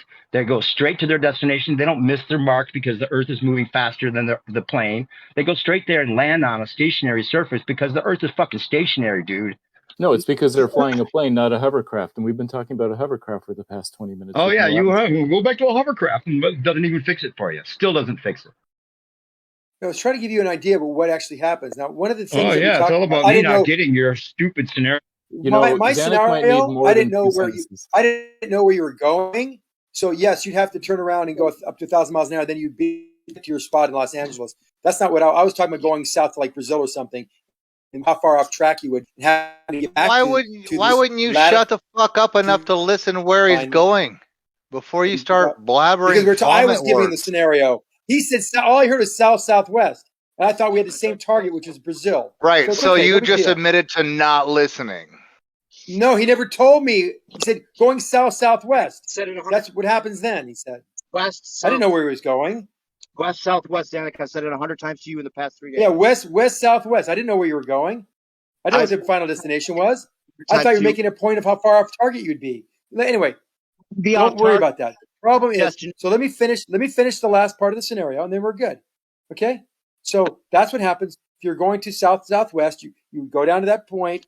You go directly southward, then you could make the U-turn and make up the contingent. But you don't need to do that. All you need to do for a pilot is all you have to do as a pilot is turn the plane slightly eastward as you're going southwest, and you will pick up tangential velocity as you fly, and it will be a seamless transition of adding that tangential velocity to this craft relative to the inertial reference frame, and there'll be no catching up needed. You would already gain the tangential velocity by the direction you turned the plane. Going west was going to get you down to zero. Okay. So you don't get it. And that's fine. And I was going to give you a little exercise in what the atmosphere does, but I'm not going to bother because I've already got a headache. Yep, you're stuck again. You have no answer. You said westward. I'm not stuck. You didn't hear. You never heard the actual reason. You didn't hear the actual explanation of east. Bacon already touched on it. I'm not going to go there anymore because you're a fuckwit. Zanuck, it's the plight. You already said this is the most difficult problem you've ever encountered, and you can't answer it. You admitted that.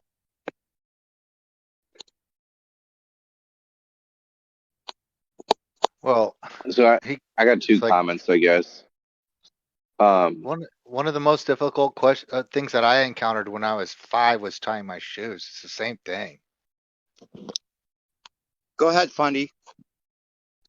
So, now that we've returned back to using an airplane and we've reintroduced the atmosphere, does an airplane lose any of its tangential speed? It began with the 500 original that it began with.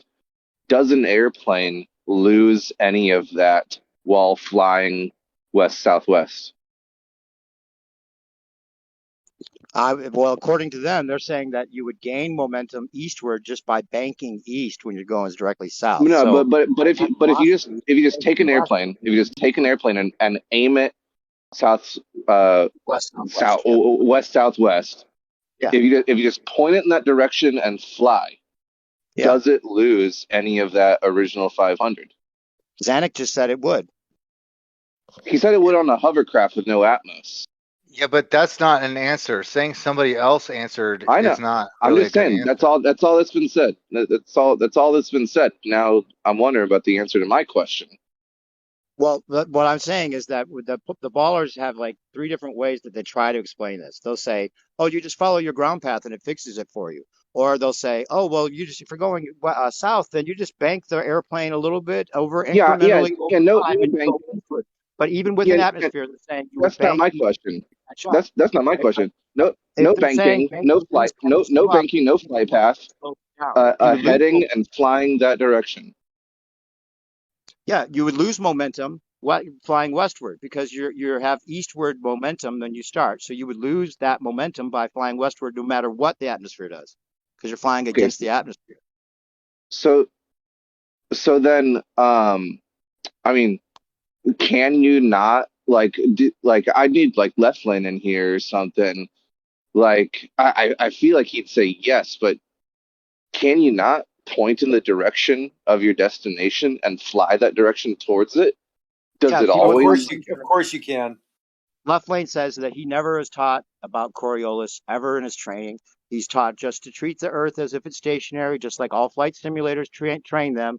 And there's nothing to worry about because the winds are more than the Coriolis. And he doesn't have to ever think about trying to catch up to the Earth or slow down, or he doesn't think about his conserved momentum. None of those factors or calculations that pilots ever have to think about. They never have a sketch pad in their thing going, okay, well, I have to make sure that I'm catching up to this 1,000 miles an hour. This is ridiculous. Pilots never have to do that. They land on a stationary Earth. That's the only way it's possible is if it's stationary. Period. Zanuck, do you have a couple minutes to meet me in Chill Lounge? I want to hear the second half of your argument uninterrupted, if you wouldn't mind. Sure. Yeah, as far talk as I about know, there's no training anywhere that flying trains you 1,000 to miles an hour to catch worry up to about your destination. tangential speeds or spinning or velocities. You just aim the plane and go. That's it.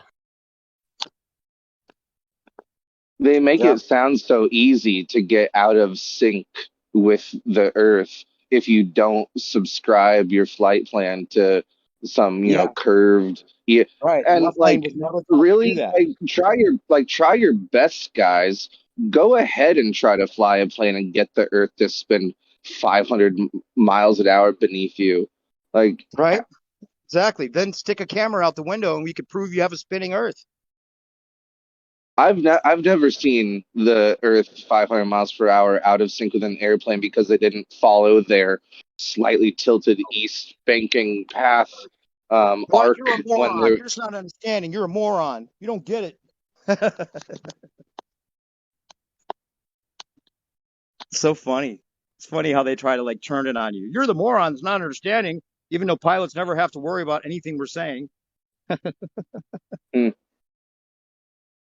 Yeah, you've been at this for a while, New Perspective, and I'm understanding where you're coming from more and more as you continue.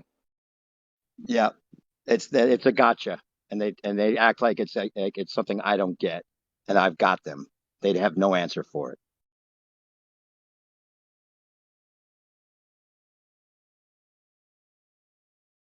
So if you're actively fighting against your conserve, like you're lessening that momentum you had conserved from just being like, you know, standing on the ground on the runway, takeoff runway, right?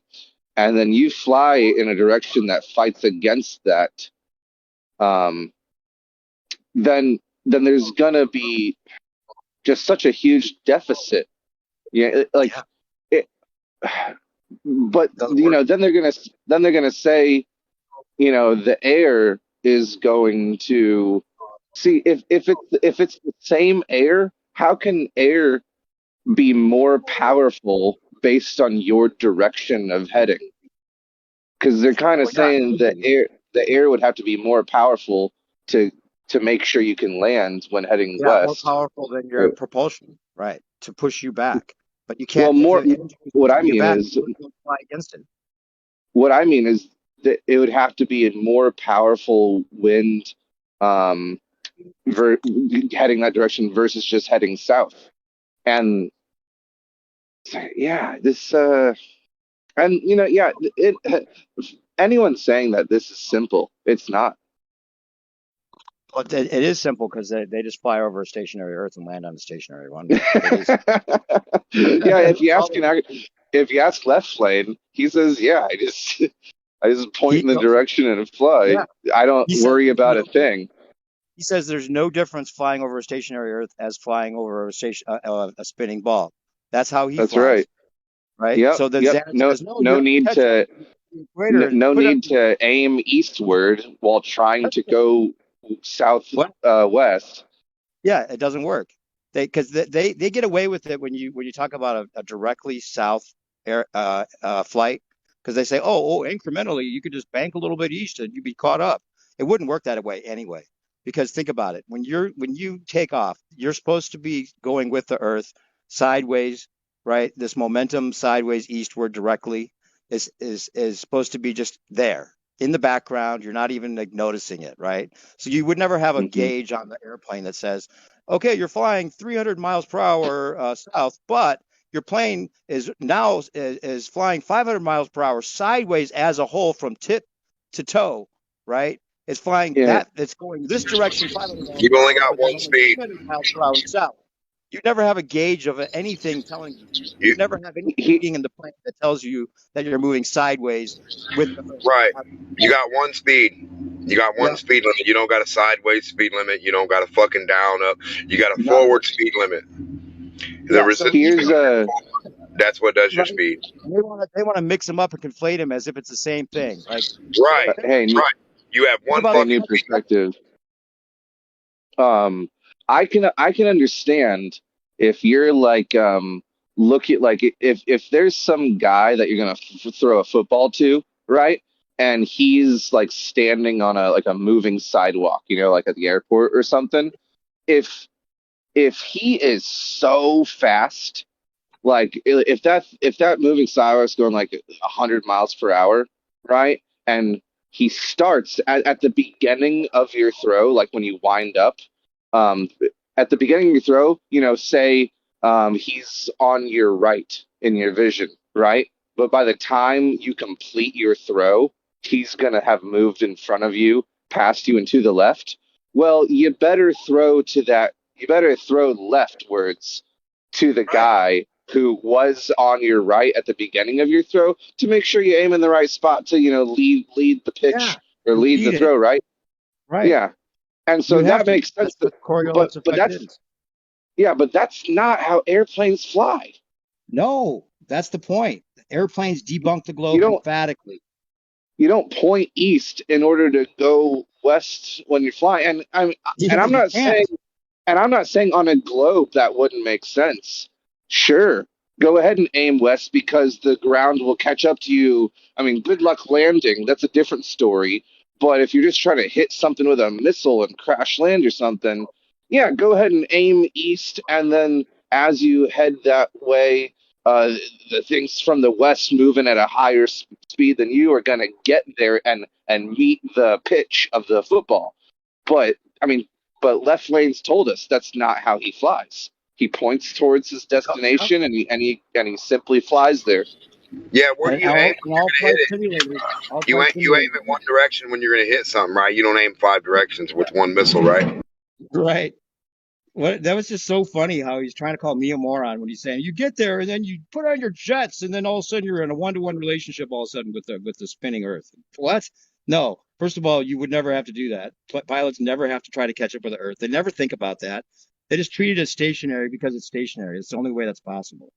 Well, listen, man, he was in his own hypothetical of rocket boosted hover machines, and like he really wasn't trying to relate it to airplanes at all.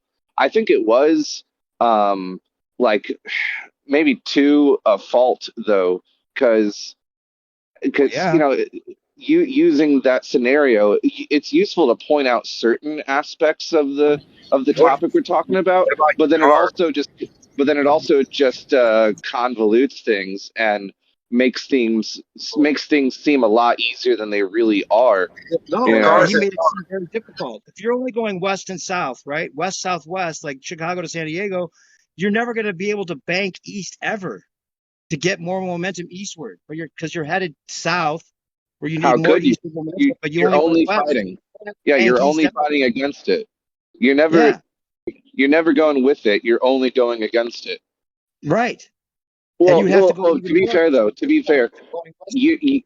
you're going with it already to a partial degree. You start out that 500, right? Right. So, but the thing is, you're going with it the most at the beginning, and that Yep. amount only lessens Only as lessons. you, It would only lessen. yeah, If it it was a only lessens. Yeah, it's the Yep. opposite of catching up.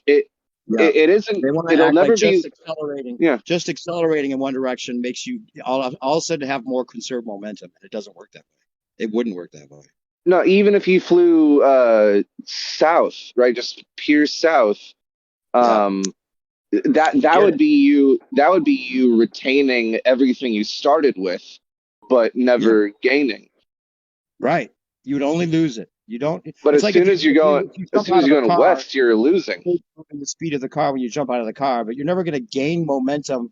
Even if you had a jetpack, you're not going to gain more of that momentum that you had with the car. If you had a jetpack on your back, you could speed up to the car again, right? But you're not going to have that conserved momentum that you had when you jumped out of the car with a jetpack on. It's not going to act like So, conserved momentum. It's just acceleration in relation to a stationary Earth. so then the final point, the final question then is how how much do we want to give this air that's moving above the surface on the globe somehow, like Jello, Velcro to the like? How much credit are we really going to give this? Can it really, can it really give you this like 700 mile per hour boost? Oh no, that's the problem. If they try to say it's the air that's pushing the plane automatically back into this one-to-one relationship, then you'd never be able to fly Yeah. against it because the air would be forcing the plane into that Okay. one-to-one See that? relationship. Okay. It would never So be able to fly against this is where it gets tricky for me to imagine things. it. Yeah, yeah. They want to make it seem like it's Yeah. the same reference frame, but they have to acknowledge it's an opposite, right? It's a separate reference frame. Because you're fighting against it. It's gonna have to work really hard. Like, It doesn't work. I mean, this is like their go-to. They either say the atmosphere fixes it and makes you in that same reference frame somehow, or they say just follow perfectly. the ground path and that fixes it, or they'll say you're dumb and you're not listening to me. Let me explain it again without giving you a real answer. Or they'll Remember, say, remember when what's it? Who was it that was telling me that if I flew a primitive airplane without a bunch of gizmos and gadgets and ground control and that I would yeah, die? yeah. Who was that? Who was it? What was it? Yeah, it don't matter. But then Left Lane came along and said, "No, no, no, don't worry about that, bro. What the hell are you Yeah, talking about?" it's irrelevant. Yeah, it's relevant Yeah. but irrelevant. So Yeah, I can end of the almost book. buy it, right? I can almost buy it because it's a pretty good story when you don't think about it too hard, you know? Yeah, Well, when you don't think about it too hard, it's a pretty good story. But then when Left Lane comes in and says, what are you talking about, guy?" You know? Well, I kind of have to go with the pilot. I yeah. kind of have to go. Like, what am I going to call Left Lane a liar that he does do a bunch of complex calculations in order to land? Well, we Like, already know and that he's lying to that me that he doesn't. that's not, all the practical manuals say to treat the Earth as if it's stationary. So that's over right there. All the flight simulators are using a stationary level plane to train their pilots. They would overtrain their pilots. I've even heard these guys say, "Well, they don't want to complicate it for the pilot." What do you mean complicated? We're talking about a life and death situation. They would be aware of every single possible scenario they could possibly ever have to deal with. And it doesn't even matter if you think that you can catch up to this tangential speed. Even if you thought you could, once you slow down to land, you can't be moving sideways faster than you're moving forward. They just simply wouldn't have north-south runways either. Good job, Dave. Yeah, Yes. thanks. Doesn't work. Yeah, all runways would be pointed east. Yeah, yeah, exactly. And then you wouldn't treat every runway the same. Because if you No, had definitely not. an eastward runway as opposed to a westward, What you would if have you're to out of slam on sync? the brakes. You would have to slam on the brakes for one, and the other you'd have to keep accelerating to catch up to as you're landing. None of that's even in the training ever because it's never fucking moving. See, this is where I see you really getting them, and it's that while you're taking it step by step, they talk about the things that you have to do to keep the plane in sync with the ground, as if they think there really is a scenario where Right. you can make this mistake where all of a sudden you're flying straight but the ground is moving horizontally beneath you just at a crazy degree, like, oh no, I forgot to adjust. I'm out of sync with the Earth. Like they admit so that in their step by step. left lane would freak the fuck out if he had to fly over a spinning ball when he's only trained to fly over a stationary Earth. He would be like, "What? Okay, that'd be so funny. Like, here's your first day on your own. Now remember, okay, so when you get up there, it's going to be a little different than your simulator showed you. It's going to be a spinning baller. So remember your tangential speed." You know? and for God's sakes, make sure you're 1-to-1 with the Earth. Do not deviate from the plan. Yeah. Otherwise, your wheels will break off, and this is an expensive airplane that we're giving you here to put up in the air. So make sure you never got to worry about it, man. All runways,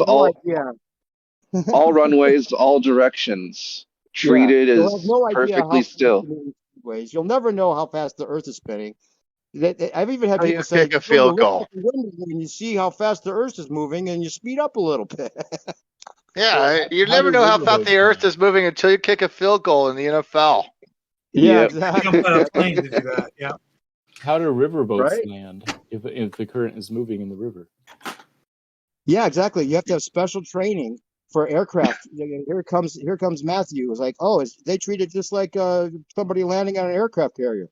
Special training goes into that, Matthew. Yeah. Special training. And that's not even close to the kind of speed change we're talking about. Yeah. I posted in text chat the Neil deGrasse, like, why Earth rotation affects field goals. Like, it's just the most bunch of bullshit you've ever heard. It's crazy. I don't know how he can call me dumb when he's talking about getting there and flying 1,000 miles an hour to catch up to the Earth, and I'm the moron. What? It's the same It's the same thing. It's like that analogy equals the same ridiculousness. Hey, Matthew. Yeah, it's the voice. Yeah, go ahead. Before we gloat too much more, do you have any comment? No, I mean, I thought that it was interesting that Zanuck used the analogy of a hovercraft with no atmosphere, and then he ends up agreeing. Me too. Yes. And so you guys are right that if there were no atmosphere, then you would have to catch up to the airport, so to speak. The question is what happens if there is, and he never got to that part because if the wind's going all directions, how are you saying the atmosphere is only going in one direction? Right, but the other thing with the atmosphere thing, doesn't that presuppose gravity at the same time on their whole thing? It's part of why the atmosphere sticks to the Earth. So yes, gravity is a part of our model. Right, so that presupposes the whole thing with the whole thing of starting without an atmosphere. Just to me, that's like a weird. Zanuck should apply to be a flight instructor. He's the only one who has the special knowledge that can teach the world. Well, yeah, thought experiments are weird. Just a word vomiter. No, thought experiments are weird. You're right. Like imagining the Earth with no atmosphere. Think about when you see like a plane flying and it's got crosswinds as it's trying to fly, as it's trying to land, and it's dealing with the crosswinds and how scary that looks. Think about if it had to deal with also a moving Earth below it that's going faster than the plane was going sideways. There'd be no way. That's right. If the plane were going at a different speed than the ground beneath it by 1,000 miles an hour, there would be no way. Yeah, about 8 miles an hour. Even 5 miles per hour.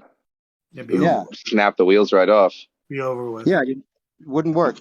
They want to conflate winds with the Coriolis. Always. They always want to say, well, you have crosswinds, and it would be very much less than the crosswinds because of the incrementals and all this. But regardless, if you slow down, your Earth keeps on moving, right?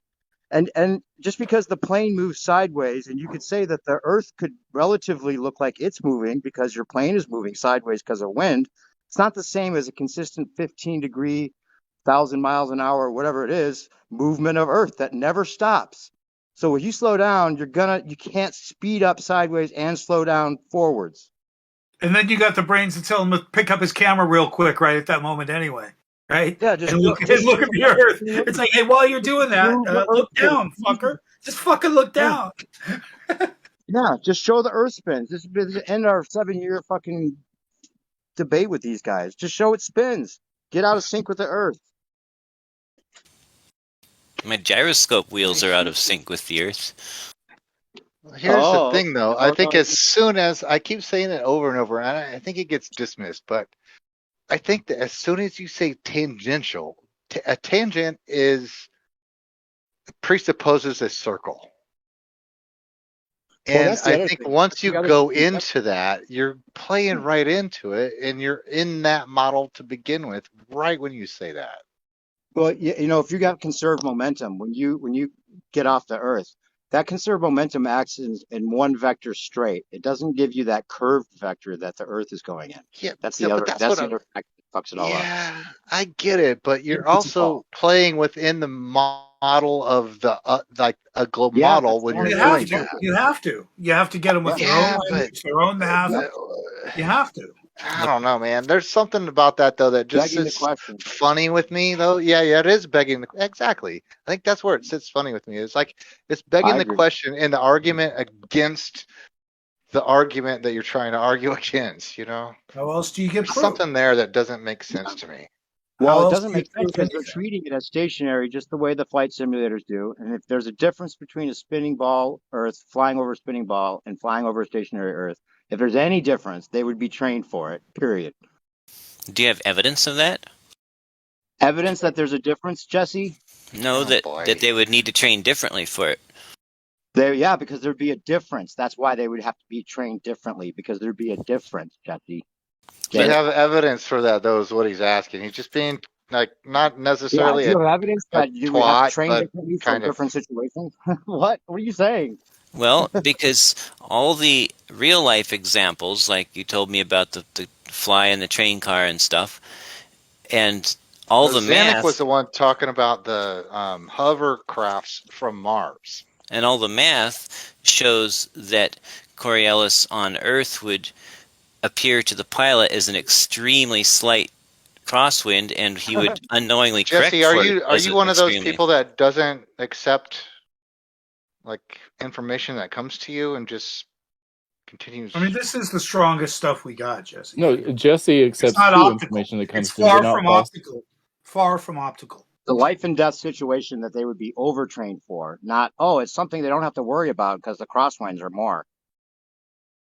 Well, so let me ask it this way. What would be the difference between an airplane traveling on a windless day landing on a airport that was perfectly stationary versus an airplane that was traveling 1,000 miles an hour to the east, and the air is traveling 1,000 miles an hour to the east, and the ground is traveling 1,000 miles an hour to the east? I would say the difference would be fuel consumption.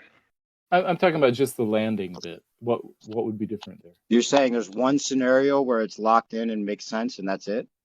No, I'm saying there's two scenarios. One scenario, the air, the airplane, and the airport are all moving at exactly 0 miles an hour. In the other scenario, the air, the airplane, and the airport are all moving exactly 1,000 miles an hour to the east. But 0 miles an hour relative to each other. Right, so you're saying in both cases, no Coriolis either way. Yeah. Yeah, you're just saying that you're on the Earth and you do the long jump eastward with a pair of wings on you. No, you run eastward faster than the Earth. You're already going 1,000 on the equator. You're going east on the equator. You run, you take off, and then you land heading eastward. Yeah, temporarily you went a little faster than the Earth and took flight, and then landed and slowed down back to 1,000 miles per hour. No, I'm just talking about in Quito, Ecuador, at the equator, where the airport is basically north-south, and the airport is moving 1,000 miles an hour to the east. The air is moving 1,000 miles an hour to the east. Let's say it's a windless day, and the plane is flying along, but it's also moving 1,000 miles an hour to the east. Wait, windless, but still moving 1,000 miles an hour. Right. Is the plane going eastward, Matthew? It's either you have two reference frames or you don't. I'm talking about all three of them being the same. Plus, the problem Matthew, is the plane is flying eastward at 1,000 miles an hour. It's 1,000 miles an hour relative to a stationary Earth. Right. No matter what, you have no Coriolis in either of those scenarios. I think Coriolis is so small that it wouldn't matter in either of those scenarios. So I think You have to think that. Otherwise, you Too can't small to come- measure, too big to see. So Yep, I right on.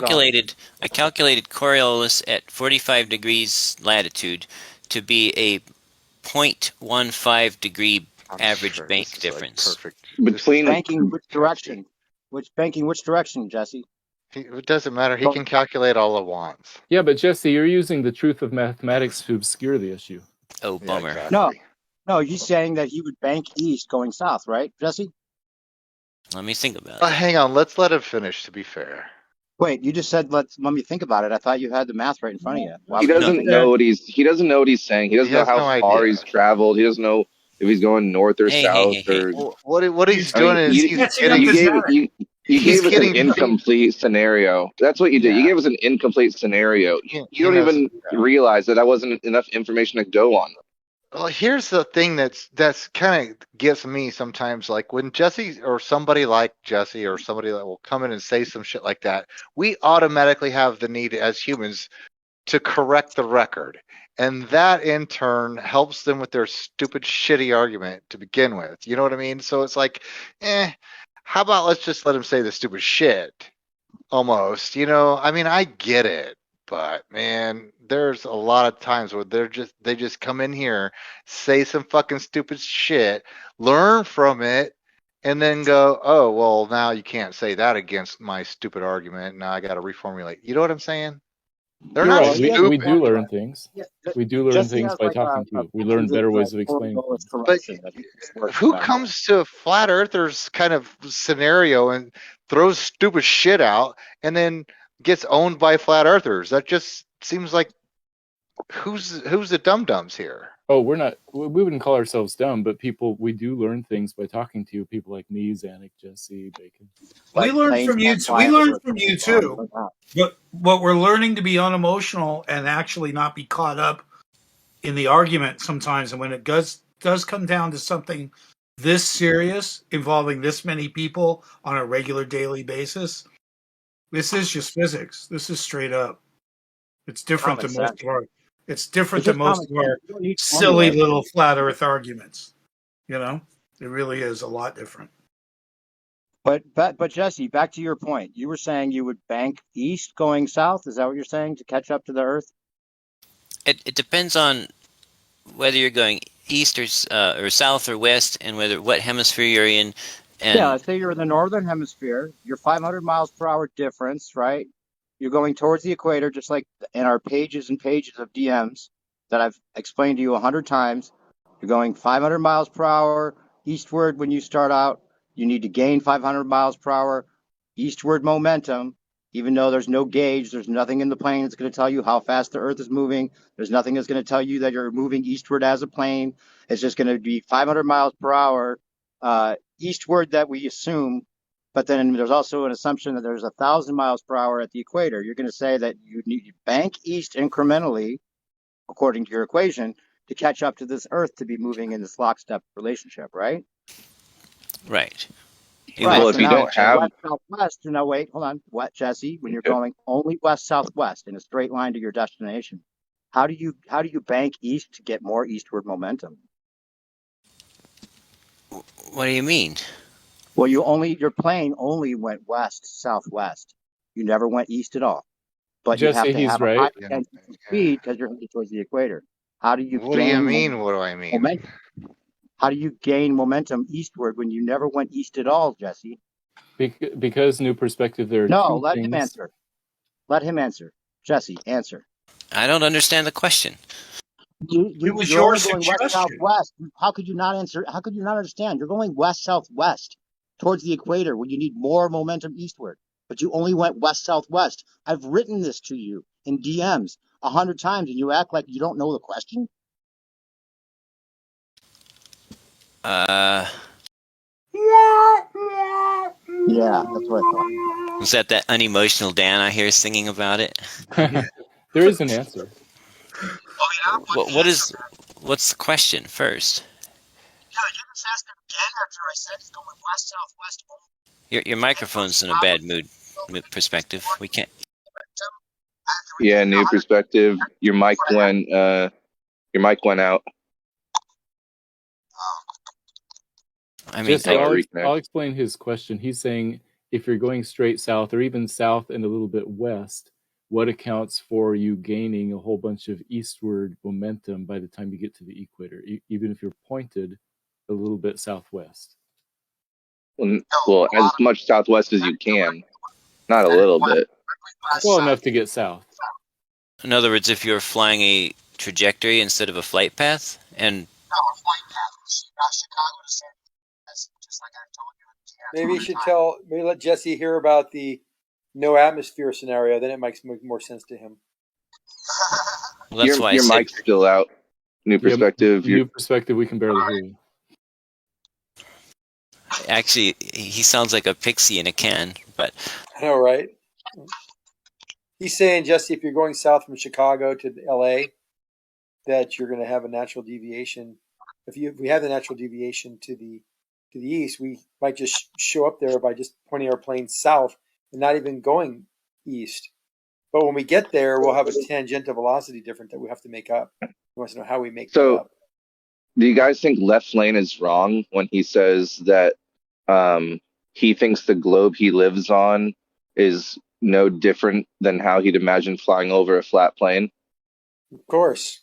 He's absolutely correct. Okay, well, okay. Oh, wait, he's correct? Correct. Yes. Oh, well, we're talking about a 1.5. On a flat plane, just 1 mile an hour in the direction of your destination and fly about there 1 mile an straight. hour per minute deviation that you'd be correct for, since he's flying to coordinate system on a coordinate system that he's steering himself along the way. These corrections are no more than a very, very slight crosswind, very slight. So you can't just point towards your destination and fly straight then. Yeah, and keep on making adjustments as you go off course. If you do, and your your crosswind. And if you don't, or else what? If you're a projectile, then you're gonna have to make up for this loss of tangential velocity. He might have a lot of tangential velocity to make up for by the time you get to LA. If it was, you're gonna have to, the plane's gonna have to deal with it. But the problem, the easy answer to this is that you're flying through an atmosphere, and even though it's not one-to-one lockstep with slowing you down, it does have an effect. It does have a drag effect on you in this regard. But there's far many more other factors that are acting on the plane, such as crosswinds. Do you lose any, the scenario we've been using is you start out with 500 mile per hour, with the Earth rotational speed from wherever you're starting out as, you're flying to the equator, right?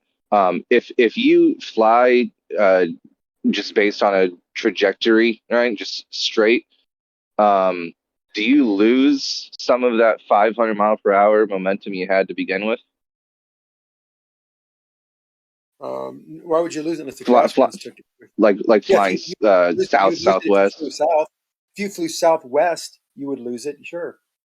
So if you lose it, then once you headed the direction and got to, say, the latitude that your destination was at, your destination would be far gone, but you'd also experience a moving Earth beneath you that you're out of sync with. Right. You think that you can? Do you really think that you can get out of sync with the ground where it's moving at high speeds beneath you, horizontally? It would act like a crosswind. So that's why you would if you the wind and the ground, right? Not just the wind, but the ground as well. Let's say right? all you could do is look at your directional indicator, and you want to just go south, and you just said, "I'm going south." You're going to end up pointed. Actually, you might change the attitude of the airplane to the right. Okay, it can still be pointing south. So you can still point it south the entire time. You will be 500 or 1,000 miles to the west when you know how long you're going to go south. That distance, you will be off course, and there will be a disparity between your tangential velocity and the ground's. But it won't be as much as the net of your latitude. It'll be less than that. It could be half of that, but it'll still be something. Okay, so 250. So a 250 mile per hour runway.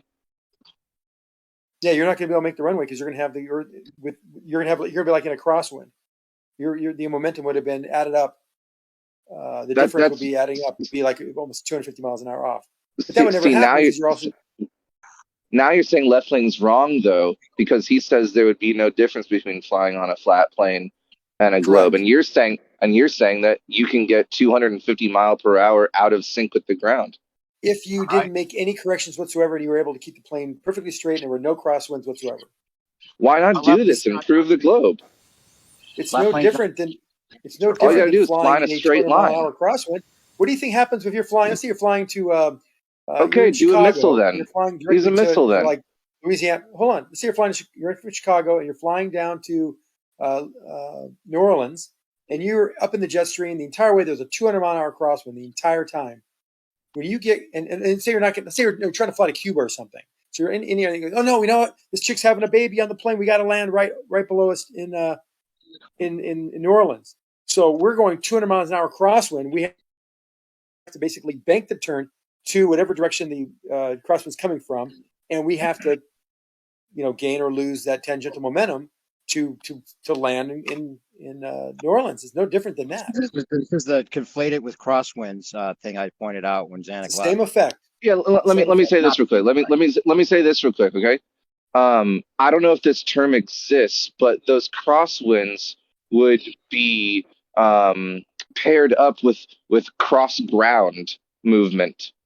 Right? I mean, I don't know if that's a real term, but those crosswinds would be paired up with the ground beneath, right? So you have a 250 mile per hour crosswind and cross ground beneath you. Well, I know what you mean by your term, and it's not a real term, but yeah, I get what you mean. But we remember 200 mile crosswind, and we have a 1.5 mile an hour Coriolis effect. Yeah, I'm interested in seeing a 250 mile per hour cross ground on any projectile. Well, that would only happen if you were to be a projectile shot, many thousands of miles. Then you'd have that effect. Or if you could just keep straight, like an ICBM, maybe. No, ICBM's going to space, so that wouldn't work. Why not? Listen, I was expecting a 500, and you said that. Oh, I see what you're saying. There's things that ICBM, are gonna that'd be a good have their example. effects. So we cut it in half because of the other factors you said might have an effect. Right? Yeah, because you went west, so you lost momentum. You lost your eastward momentum when you went west, right? Correct. So you've already lost some momentum, but you're traveling to your destination from Chicago to San Diego, and you get there, but you only went west, so you never banked east to gain more momentum. And they have no answer. It also lost momentum when he just said it goes to outer space. I think you lost. Yes, in outer space would be good, but the problem is it is still guided. There's still guidance systems on there, not just a ballistic missile. Unless it was strictly ballistic.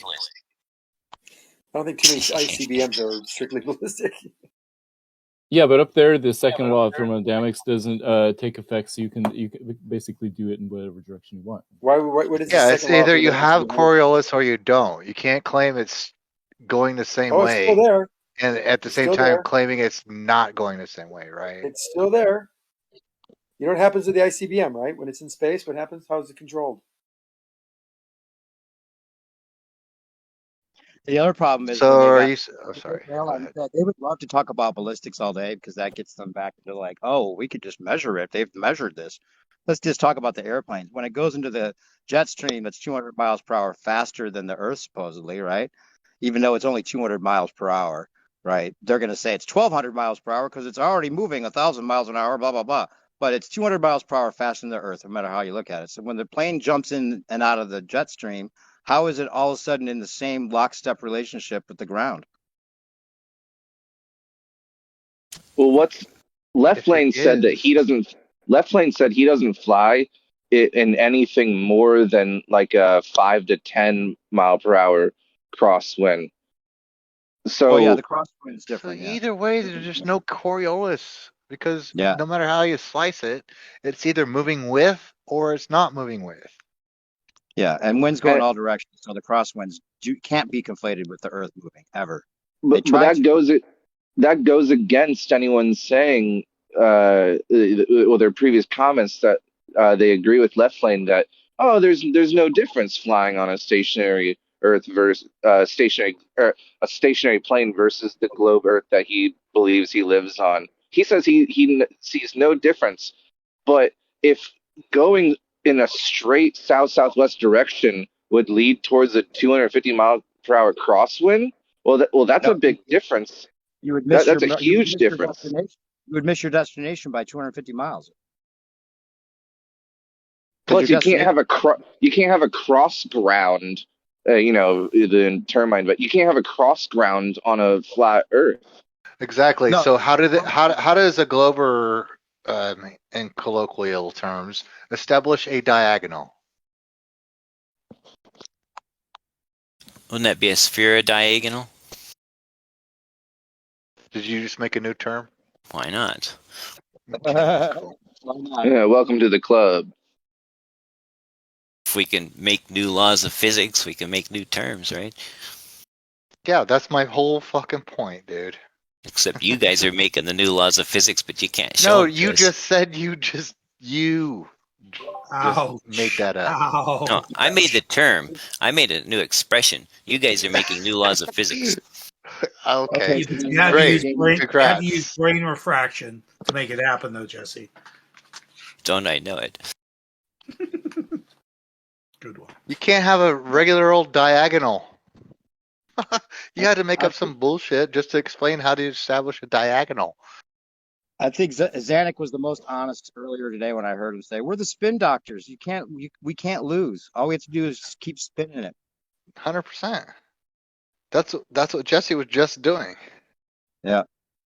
Well, I was just trying to be humorous because somebody was making the absurd argument, no offense to the argument, that because planar math doesn't work on a sphere, that therefore Earth can't be a sphere. Who said that? Oh, I don't know. Somebody?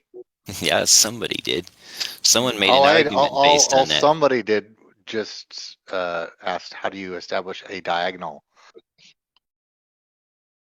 Why would you ask how you establish a diagonal on a spherical surface? I didn't. Who did? You did. Well, if you weren't referring to establishing a diagonal on a spherical surface, then how come you said, how does a glober establish a diagonal? Why would a glober be establishing? I didn't ask anything about a globe. Hey, new perspective, can you see my screen share? So are you disengaging with this question then? Well, we were just kind of getting in the weeds there. It was strictly non-productive. I mean, it's okay if you want to be like, funny and stuff. I could be funny too. But it's like, well, did I just poke a hole in what you were saying by how do you establish a diagonal? No. I just establish a diagonal just like anybody else does when I'm working with a flat plane. But that doesn't mean the Earth's a flat plane. I never said it. I never said that. I'd never admit that to be a conclusion at all. So can you see my screen? Paradigm. Can you see my screen? Your paradigm prevents you from even making a diagonal. Well, let's examine reality then. Can you see my screen? That's where I'm at with reality. Oh, okay. Oh, but you're not talking to me. Okay. I'll admit to seeing your screen. He's been DMing me about wanting to go through stuff that stopped this flight route. Go ahead. Okay, so can you see my little helicopter and stuff that I can move around? Okay. Yep. So I've put in here Frankfurt 50 degrees north. The tangential velocity is 651 miles per hour. And then 2,828 miles away is Abuja, 9 degrees north latitude, and 1,000 miles an hour. That's based on almost actual values, but adjusted a little bit to make it an even 1,000 at Abuja. So we've got the two airports. We've got our chalk line drawn from Frankfurt to Abuja. So when the helicopter takes off, he's got his 651 miles per hour of x-axis. Oh, do you see my x and y-axis indicators here? So you're saying, okay, which one's east, right? East is left, and west is right. Right? Well, I guess if we're let's see, South. if we're pointing south, yeah, okay, yeah. So he So starts you're out. going 651 miles per hour eastward automatically with the Earth. What's that? So you start out going 651 miles per hour eastward with the Earth, which Yes. is 0 miles per hour in relation to the Earth. Exactly. Okay, go ahead.